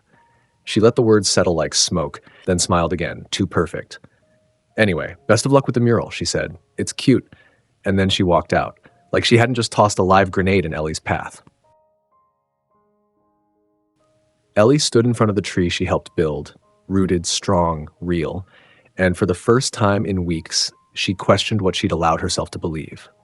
Not about Graham, but about the possibility of a world where love and power could share the same space without one shrinking. Could she exist beside him without being absorbed by him? Could he hold her without protecting her out of fear? Renee's voice echoed louder than she wanted to admit. They revert. Graham stood over a table filled with reopening logistics, press schedules, community invitations, speech drafts. But his mind wasn't on any of it. It was on her, on whether she'd be there, on whether it would matter if she was. Clara stepped in, holding a final run-of-show printout. She's not confirmed, she said gently. And she hasn't responded to the sponsor statement. He didn't speak. She's not ignoring you, Clara added. She's choosing herself, for now. He nodded slowly, then looked at the board filled with community center photos. She gave it everything, he said. And I nearly took it from her. Clara looked at him for a long moment. So the question is, what are you going to give back? It was Javi who found her. She was sitting on the fire escape outside their apartment, hoodie sleeves pulled over her hands, city breeze tugging gently at her hair. He didn't say anything at first, just sat beside her and passed her a bottle of orange soda, her favorite, even though she always denied it. She took it. They watched traffic blur beneath them for a while. Then he said, you know, for someone who once told me never date someone who disappears in a crisis, you're giving this guy a long leash. Ellie smirked. Wow, coming in hot. You've been quiet for weeks. That's your tell. She stared at the street. It's complicated. Of course it is. He's a billionaire CEO and you run on caffeine and spite. But complicated doesn't mean bad. Ellie frowned. He shut me out, Javi. Left me to face the media while he retreated behind his name. I know, he said. And you had every right to walk. I didn't want to walk. Then why did you? She didn't answer. He nudged her knee. Because he scared you. Because you fell for him. Hard. And he made you believe, for one breathless second, that he'd be there to catch you. She closed her eyes. He looked at you like home, Elle, Javi said softly. Not like a possession. Not like a trophy. Like you were the thing he didn't know he'd been missing. She swallowed the lump in her throat. It still hurt. Of course it did. But love that means something always does. She turned to him. You really think it meant something? That he didn't just get caught up in the idea of me, of normal? No, Javi said. I think that the first time he walked into Mill Hill with paint on his shoes and no press in tow, he chose you. She let that sink in. Then she whispered, I think I chose him too. Graham sat in the dark, the glow from his laptop screen casting long shadows. He had written 10 drafts of a letter he hadn't sent. Every version started the same way. Ellie, I'm sorry. Every version ended with something different. Until finally, he stopped typing, closed the laptop, and whispered to the empty room, please still believe in me. Ellie lay in bed, Javi's words circling her like a mantra. He looked at you like home. She opened her phone, clicked open the email he had sent, the one with the sponsor statement. Read it again, this time slower. He hadn't used corporate language, hadn't buried her name in footnotes. He'd written, none of this exists without the vision and persistence of designer Ellie Carter. Her name front and center. No logo above it, no brand stamped across it. She arrived early the next morning. The building was still locked, but she stood out front, hand pressed to the door, breath fogging in the chill. Because Javi had been right. She did fall. And maybe now, it was time to see if Graham would meet her halfway. The bell over the cafe door jingled, just like it had that first morning. Except this time, Graham didn't forget his wallet. He stood in line like everyone else. No security, no tailored suit, no entourage, just jeans, a Henley, and the smallest hope he hadn't ruined everything that mattered. The place looked the same menu board with handwritten chalk specials, same barista, Tasha, who caught his eye and gave him a look that said, "You again?" He stepped up to the counter. "One oat milk latte," he said, then paused, "and a banana muffin. To go." Tasha's brow lifted. "We don't see you in here unless fate's about to spin sideways." He gave a small smile. Maybe it already has. She slid the latte across the counter. "She hasn't been in this week." "I didn't ask." "You didn't have to," she said, softer now. "She doesn't talk about it, but she misses you." He nodded, took the order, and slid into the same corner booth from weeks ago. Unwrapped the muffin. Didn't touch it. Instead, he pulled a pen from his jacket pocket and opened a napkin onto the table. He started to write. Not a press statement, not a prepared apology, just, "Ellie, I used to think love was something you earned, that you had to build an empire just to be worthy of it. But then you walked into my life with a $10 coffee order and a look that saw straight through me. You didn't ask for anything. You gave without expecting.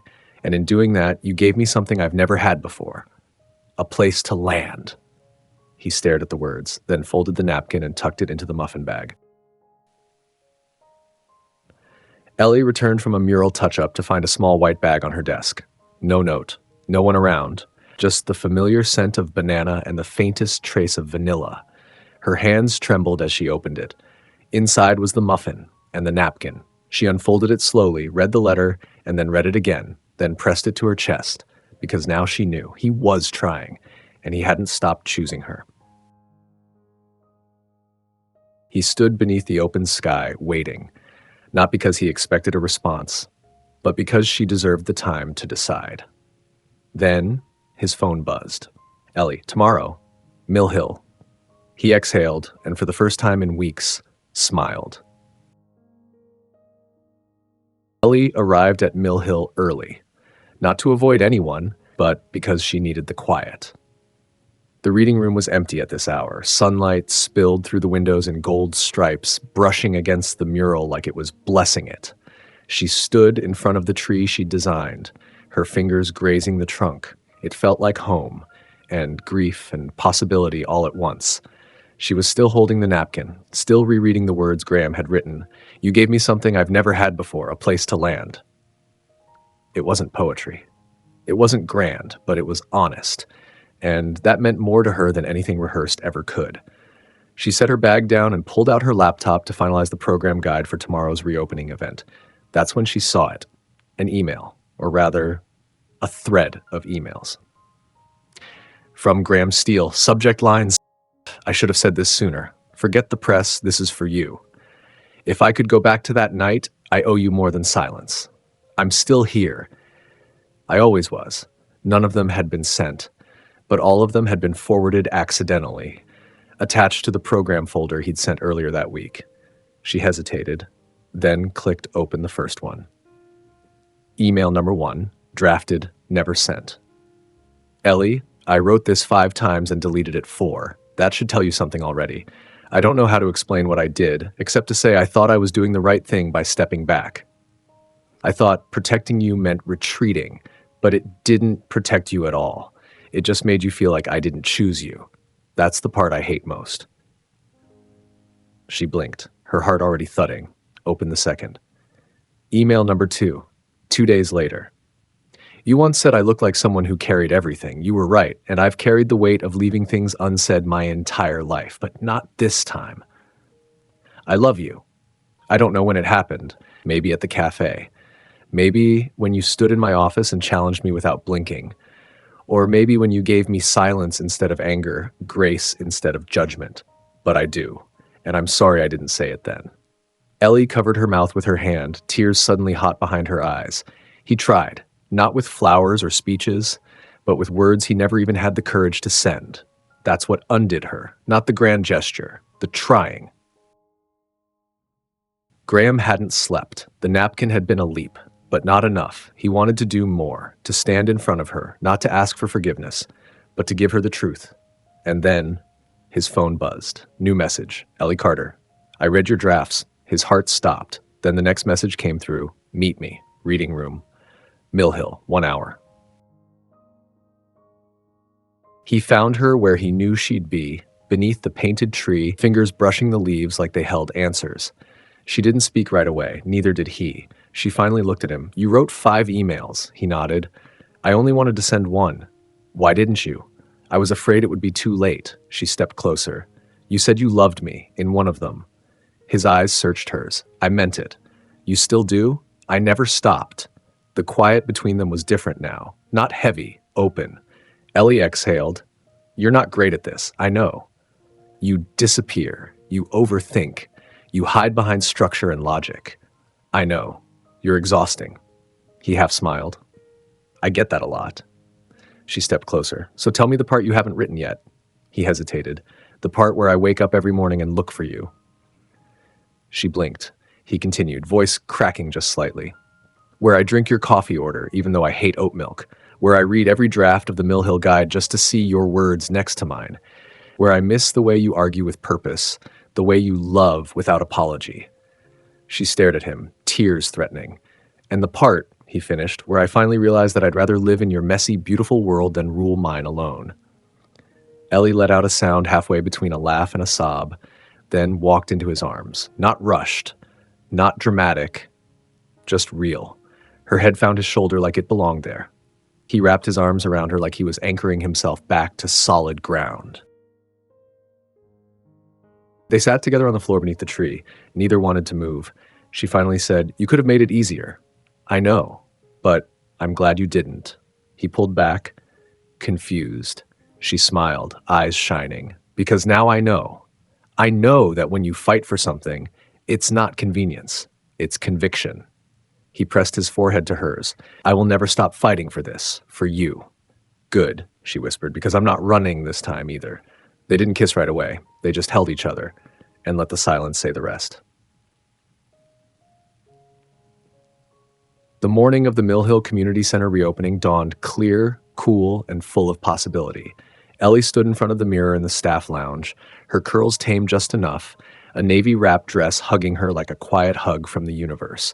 No makeup team, no stylist, just her. She'd thought this day might feel like a finish line. Instead, it felt like the start. Downstairs, music played softly from rented speakers. Rows of folding chairs stretched across the newly paved courtyard. Kids darted through with balloon animals and juice boxes. Photographers adjusted light meters. Community members took their seats. And beside it all stood the stage. At the center of it, the mural. Her mural.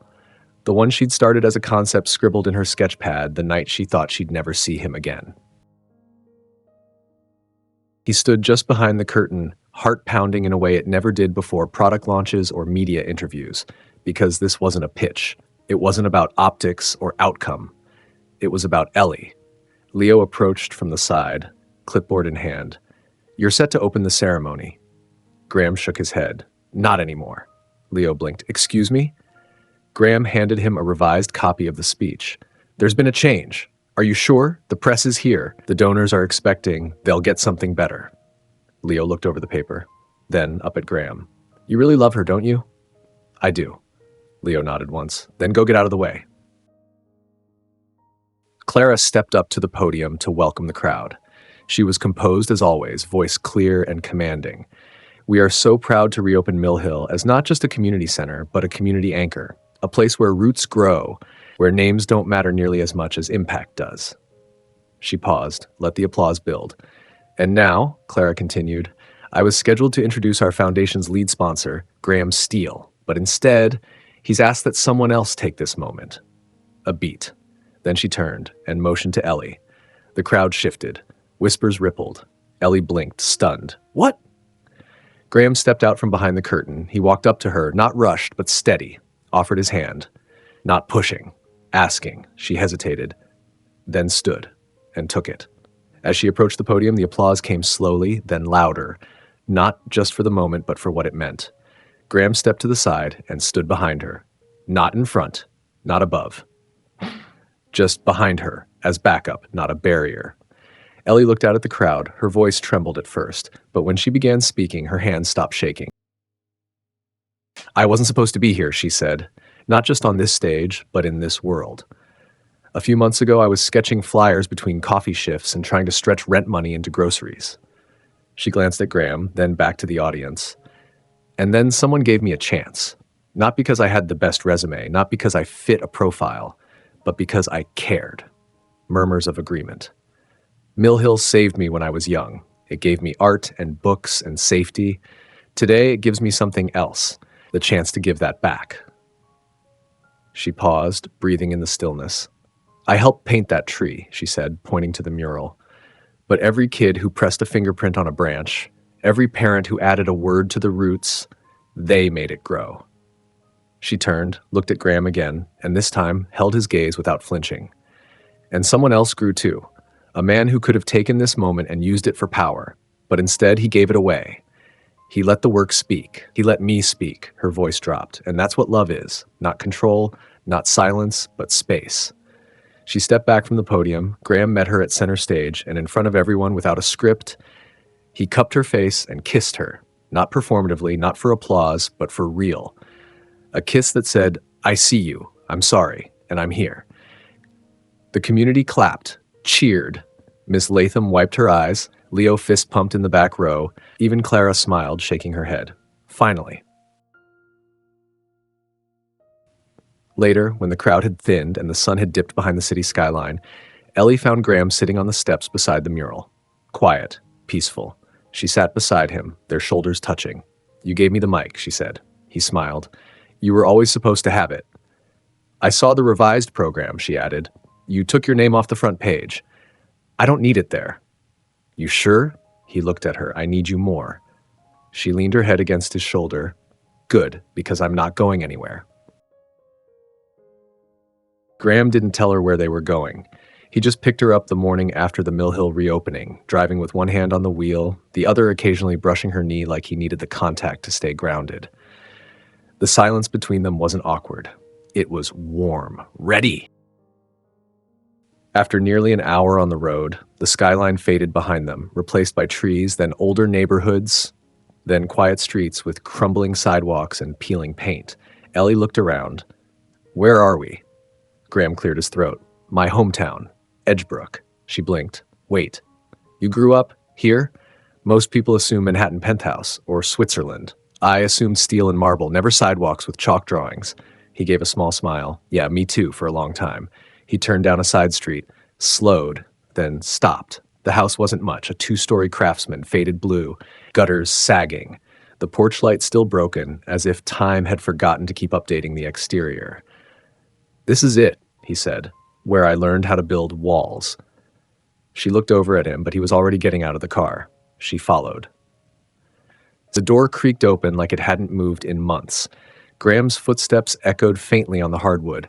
There were still boxes near the hallway, faint marks on the walls where pictures had once hung.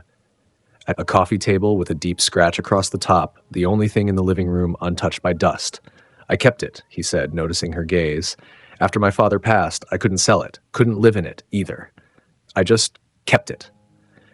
Ellie stepped in slowly, taking in the space like a museum exhibit built from silence. "It's heavy," she said quietly. He nodded. "It always was."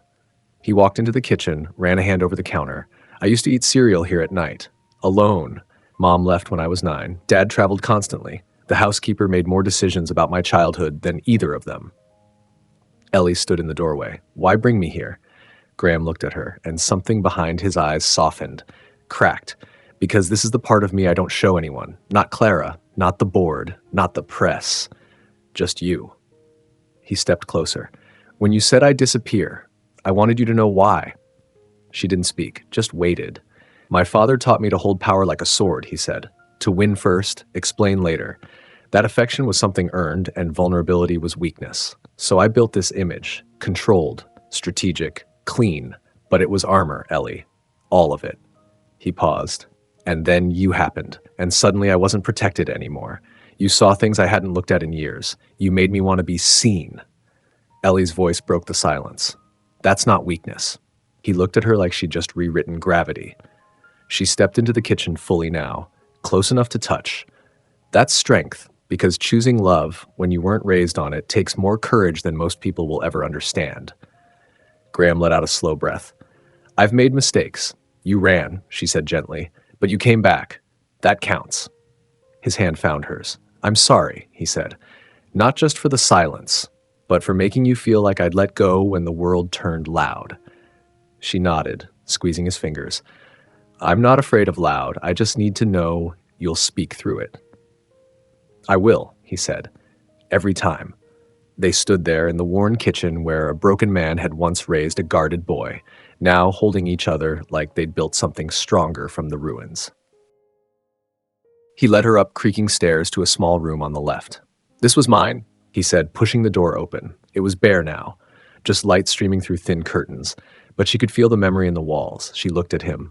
What did you dream about in here? He leaned against the doorframe. Escape, freedom, a world where I didn't have to perform to earn love. She stepped in, spun once in the empty space. And now? He smiled. Now I dream about you. They drove back in quiet contentment, her hand resting on his.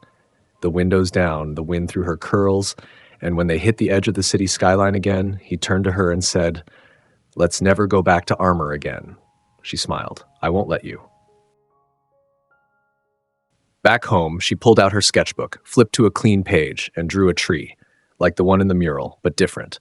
This one had 2 roots intertwined at the base and leaves falling in the shape of words. Grace. Trust. Try again. Then, at the center of the trunk, she wrote, Us. The headlines came like a punch. Steel foundation under scrutiny. Fraud allegations surface on major city grant. Ellie stared at the article on her phone, heart sinking. Misuse of city funds, improper subcontracting, undisclosed donor relationships. She knew it wasn't Graham. She knew it, but the world didn't care what she knew. It cared what it could twist. She scrolled down. A photo of Graham speaking at the Mill Hill opening, her standing in the background.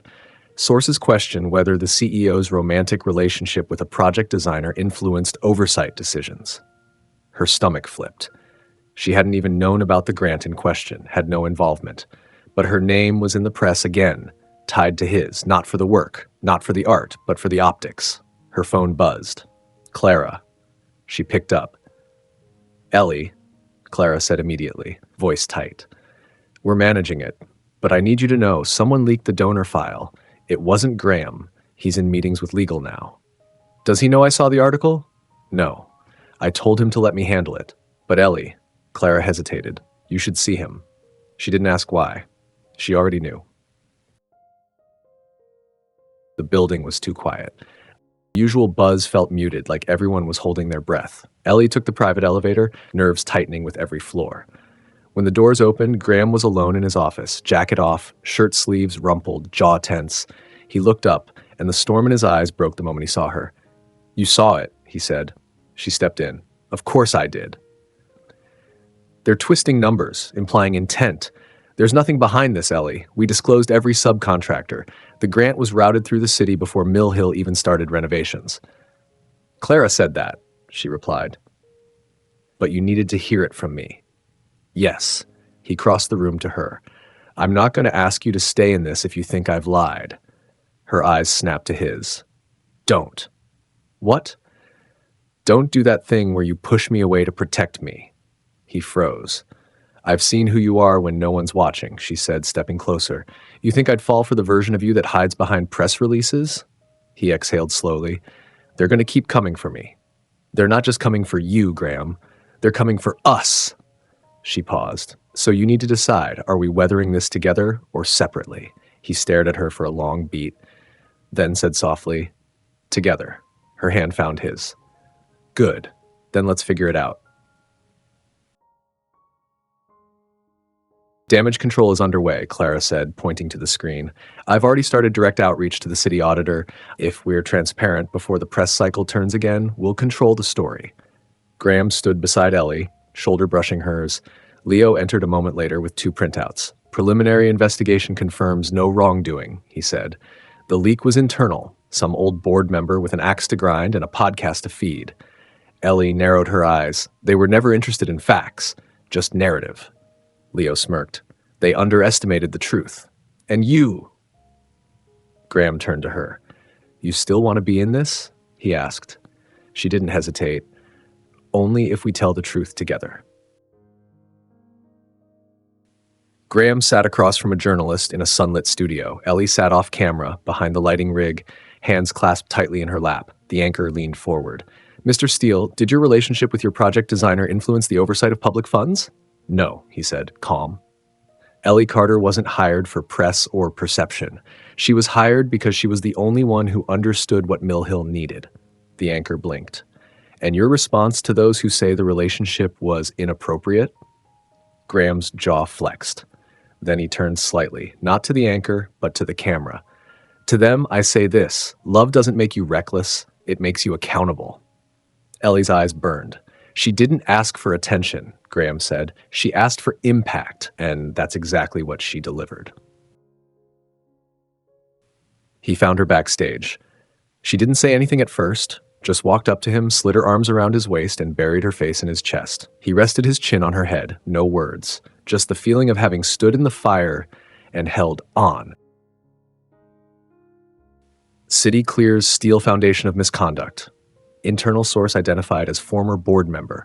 Ellie Carter's design praised as visionary by community leaders. Accountability looks like love. Graham Steele's candid interview goes viral. The courtyard was quiet again.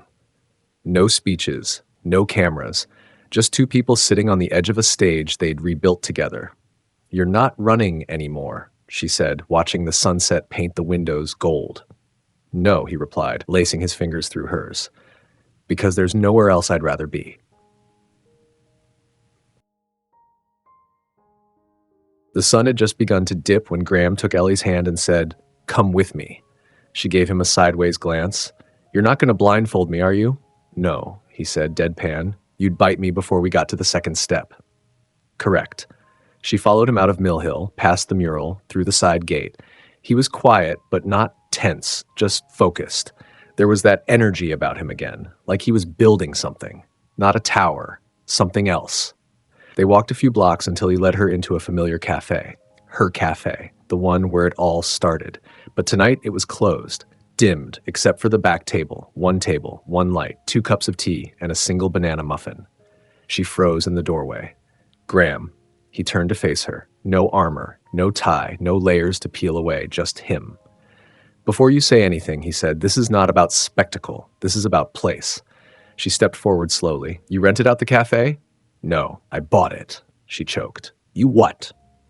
He gave a sheepish smile. "Okay, technically, I acquired the property through the foundation so the original owner could retire and the staff could stay. But, yes. Why?" "Because this," he said, gesturing to the table, the counter, the couch where she'd once spilled coffee on herself, "is where I found the life I didn't know I needed." She swallowed hard. He stepped closer. "This is where a woman paid for my breakfast and didn't care who I was. This is where she smiled like the world wasn't watching, challenged me like I wasn't untouchable, and looked at me like I was enough. Not for my empire, but for my heart." Her breath caught. "I never knew I could be chosen," he said, "until you." She reached for his hand, and he held it. Then, slowly, he dropped to one knee. No box, no flash, just a simple gold band in the center of his palm. "I don't want a grand stage," he said. "I want this, a life with you that feels like home, and coffee, and hard days made better by your laugh. Will you marry me, Ellie Carter?" She didn't cry right away. She just stared at him. This man who once hid behind marble and metal, now kneeling in the soft light of the place they began. Then she laughed through a choked breath. "You idiot," she whispered. "I've been waiting for you to ask me that since the night you walked away from our almost kiss." He looked up, startled. "You think I didn't know then?" she added. "I loved you in that silence. I love you now." And she sank to her knees, right there beside him. "Yes," she said. "It's always been yes." They lay tangled in sheets and limbs and laughter, the ring glinting faintly on her finger, her head resting on his chest. "What do we call ourselves now?" she asked sleepily. "A team." "Not a brand?" He laughed. "God, no." She turned her head up. "You realize we're going to be horrible at wedding planning." "Let's elope." "To where?" "Mill Hill." She smiled. Perfect. The kids from the art program drew flowers in chalk across the sidewalk. Clara wore a navy dress and cried exactly once. Leo officiated, somehow managing to quote both Jane Austen and Beyoncé. Javi walked Ellie down the aisle to the same reading room where the mural stretched tall and bright behind them. And under that tree, the one they built together, branch by branch, moment by moment, they said yes. To growth. To rebuilding. To choosing each other every damn day. I don't promise to be perfect, but I promise to be honest, to show up, to listen when you whisper, and stand beside you when the world shouts. I don't promise ease, but I promise truth, and that every day I will love you in ways that challenge, restore, and remind you that you were always enough.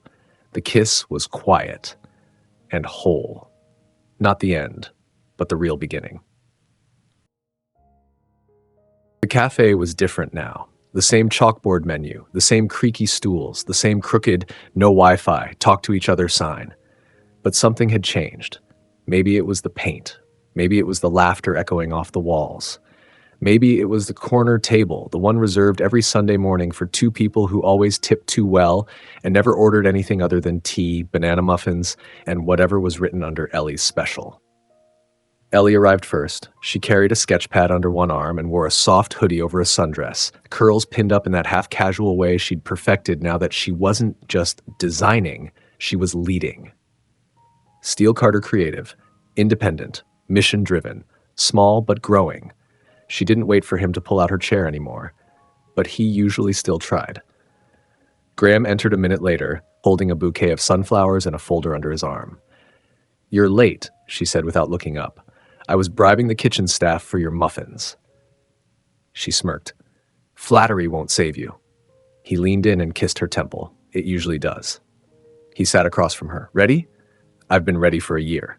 They exchanged folders. Inside hers, plans for a second Mill Hill expansion. Inside his, the final paperwork to convert the cafe into a nonprofit community incubator. "Does this mean I'm technically your landlord?" she asked. He grinned. "It means I finally found a way to be useful." "Dangerous words, Mr. Steele. Legally, it's Mr. Carter Steele." She laughed. "We're not hyphenating." "You hyphenated in the LLC name. Only because you insisted the world would riot if your name didn't come last. I stand by it." She rolled her eyes. "God, I love you." He leaned forward, reached across the table, and took her hand. "Still? Still." They visited the reading room every Sunday after breakfast. No press. No audience. Just them. Sometimes they'd bring books. Sometimes Graham would read to the kids while Ellie sketched nearby. Sometimes they'd sit in the mural room in silence, hands intertwined, letting the light filter through the glass like a benediction. Today it was full of laughter and mess. Paper cranes hanging from the ceiling, a new mural forming beside the old one, this one drawn by the children. Bright, chaotic, perfect. A girl tugged Ellie's sleeve. "Are you the art lady?" Ellie knelt. "I am. Want to help me finish the leaves?" The girl grinned. "Okay, my leaf says brave. Like you." Ellie swallowed hard. "That's a perfect word." Across the room, Graham watched and smiled. They returned later, just before dusk, to lock up. Ellie walked to the counter, pulled down the metal blinds, then turned the open sign to closed. When she turned around, Graham was standing at the corner table, holding a worn receipt. She recognized it instantly. "That's from the day you bought my breakfast," he said. "I kept it." She walked over slowly. "You didn't have a wallet," she whispered. "I didn't have a clue," he replied. "But you gave me one." She smiled. "It was $10. He took her hand. It was everything. They stood there a long time, quiet, together. Then Graham whispered, "Let's make a new tradition." She raised a brow. "What kind?" He reached into his pocket and pulled out 2 envelopes. She took hers and opened it. Inside, a list of names. At the top, the Breakfast Club Initiative, a Steele Carter Fund for Local Kindness. Ellie blinked.